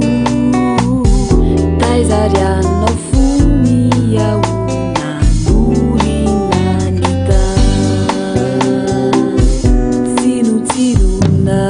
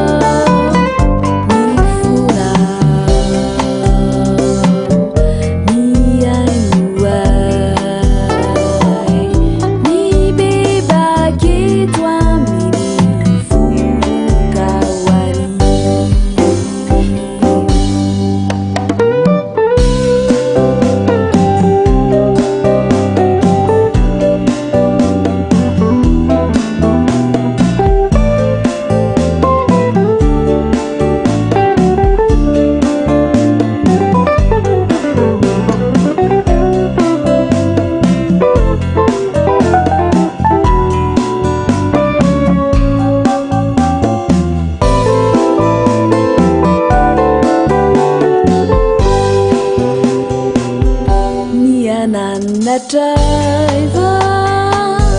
no fikiasanao ny faentenao valo ianteranao fantatraovany lalany lamitra hanaisotrany rariny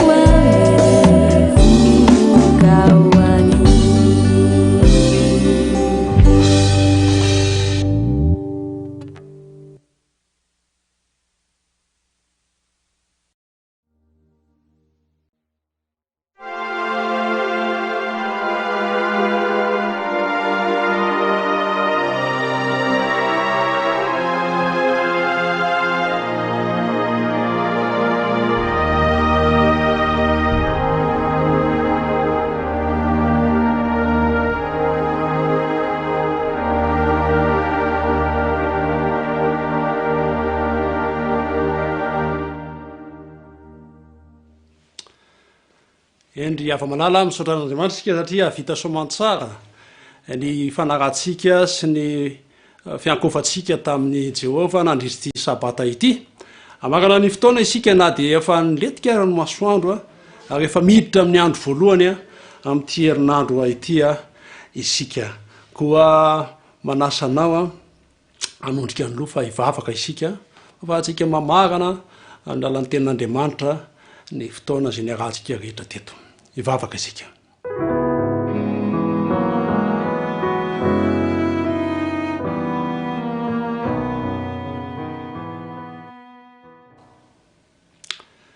Tompoko any masina sy tsara indrindra Andriamanitra lehibe any an-danitro misaotra anao satria noho ny fitiavanao dia mbola afaka ary nanana fotoana izay nahafahanay ny dera sy nankalaza ny resaka ary nandray afatra avy aminao tamin'ity androany ity. Ho farananay zany amin'ity hariva ity koa meteza ianao hiaraka aminay atrandry ary sokafo ny masom-panahinay andrenesanay ny afatrao mitenena amin'ny lalan'ny mpanomponao amin'ny anaran'i Jesosy no anirenay izany. Amen.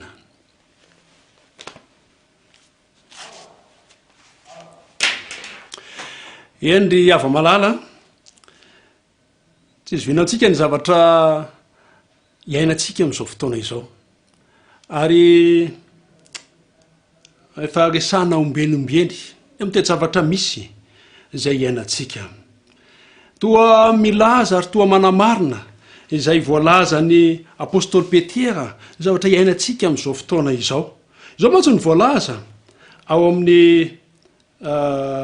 Petera voalohany a toko faefatra ny andininy fahafito hoy ny vaky ny teny Petera voalohany toko faefatra andininy fahafito manao hoe fahatombotra ny farany zavatra rehetra ko endrie ka mahonona tena ho amin'ny fivavahana ary mihoatra noho ny zavatra rehetra mifankatiava tsara fa ny fitiavana manarona fahotana maro. Tiana horaisiny zany amin'izao andro hariva izao famaranantsika ny fotoana izay nanaovantsika fanompo-pivavahana sy ny deratsika an'Andriamanitra teto. Raha jerena tokoa ny zavatra miseho amin'ny zao fotoana izao dia izao efa akaiky ny farany ny hoe atombotra ny zavatra rehetra ny fiafaran'ny zavatra rehetra dia milaza fa akaiky ny fiafaran'ny zavatra rehetra. Le zavatra rehetra inona moa zany ny tiana horesahana eto tsy misy afa-tsy ilay noforon'Andriamanitra tany am-piandohana ilay rehefa vitan'Andriamanitra dia nilazainy hoe endro tsara indrindra izany kanefa noho ny tsy fanarana na tsy fankatoavantsika olombelona dia lasa simba ny mitotongana hatrany izany zavatra izay noarin'Andriamanitra tsara indrindra izany ary izany nizao toe-javatra maro isan-karazany izay mampahonena sy mampatahotra mampalahelo ary mampitaitaina antsika rehetra izao. Fantatrao angamba ny tiako resahany amin'izany amin'ity valanaretina Covid-19 izay mandringana olona manapitrisany maneran-tany ity. Manina moa no resahana hoe fiafarany zao tontolo izao ilay toe-javatra izay misy eo. Jesosy Kristy dia efa nilaza ny amin'io toe-javatra io ao amin'ny Luka 2:10 sy 11 dia miresaka Jesosy ny amin'ny zavatra miseho aty amin'ny farany. Tsy mpaminany no miresaka eto fa Jesosy Kristy mihitsy ilay mahalala ny farany hatrany am-piandohana. Dia izao ny voalaza Luka 2:20 atombotsika amin'ny 10 sy ny 11 ary hoy izy taminy isy firenena hitsangana mely firenena ary isy fanjakana hitsangana mely fanjakana ary isy horotany lehibe sy mosary ary arety mandringana any amin'ny tany samihafa ary isy zava-matahotra sy famantarana lehibe avy any an-danitra. Raha zavatra rehetra dia efa niseho avokoa ary efa hitatsika izany na amin'ny tantara zavatra iainantsika amin'izao fotoana izao izay nentin' Jesosy nilaza ny amin'ny famantarana ny zavatra ho avy sy ny fiafaran'izao tontolo izao. Efa hitatsika ny firenena amin'ny famely fanjakana amin'ny famely raha tsy laza fotsiny tsika raha tsy ireo ady lehibe anankiroa. Hitatsika ny horohorotany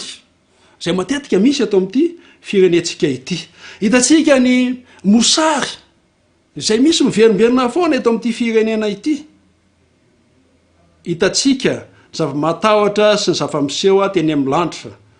ary matetika mbola misy izany fa ny anankiray izay tianao antotratenina zay voaresaka eto de hoe arety mandringana izay ny tenenin' Jesosy mariky ny andro farany izany ry havana ary mifanohana tsara am'izay voaresaky Petera hoe atombotra ny farany zavatra rehetra atombotra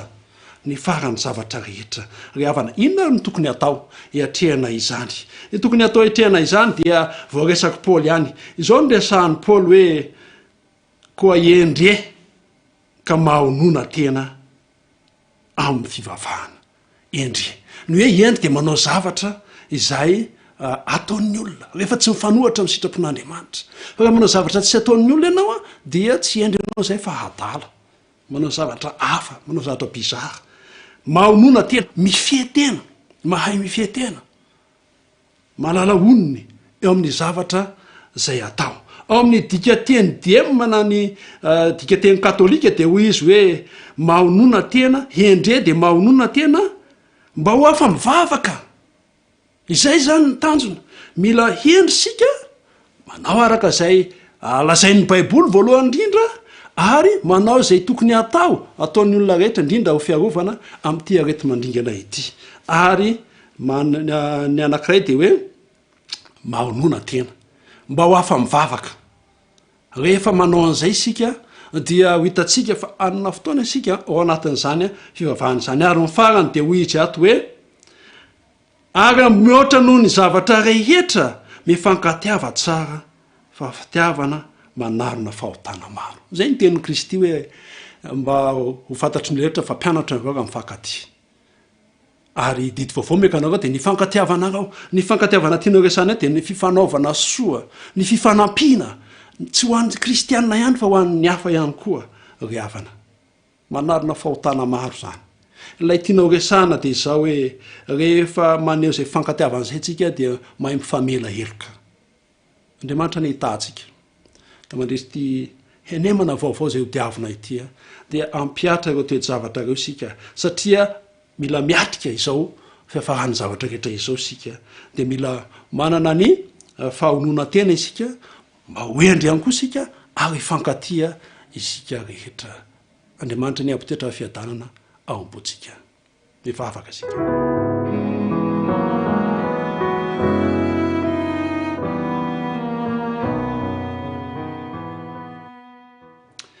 Tompokany masina tsy tsara indrindra misaotranao satria ny teninao dia nomenao fampaherezana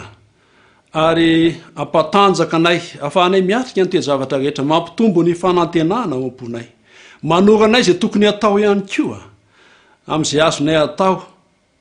sy ny tananay atao ety ambany masoandro Andriamanitra manoro hevitra ny teninao mba ho endry izahay mba anana fahendrena eo amin'ny fiainana ampio izay meo ny fanahinao masina de le fanahy fahendrena mba ampitoetry izany eo anatinay meo anay koa ny fahononantena mba tsy hainao zay danyny kibonay izay eto amin'ity fiainana ity fa mba anana fahononana amin'ny zavatra rehetra endry eo amin'ny zavatra tsara zay tokony atao ary moa ny anahana ty fahonona ity meo anay ny fifankatiavana ary anao fanandramana izany zay mandritra ny henemana indray koa meteza tompo hiaraka aminay ary aoka mba ho arovinao zay tsy ho azo ny fakapanahy amin'ny anaranao Jesosy no anirana izany amen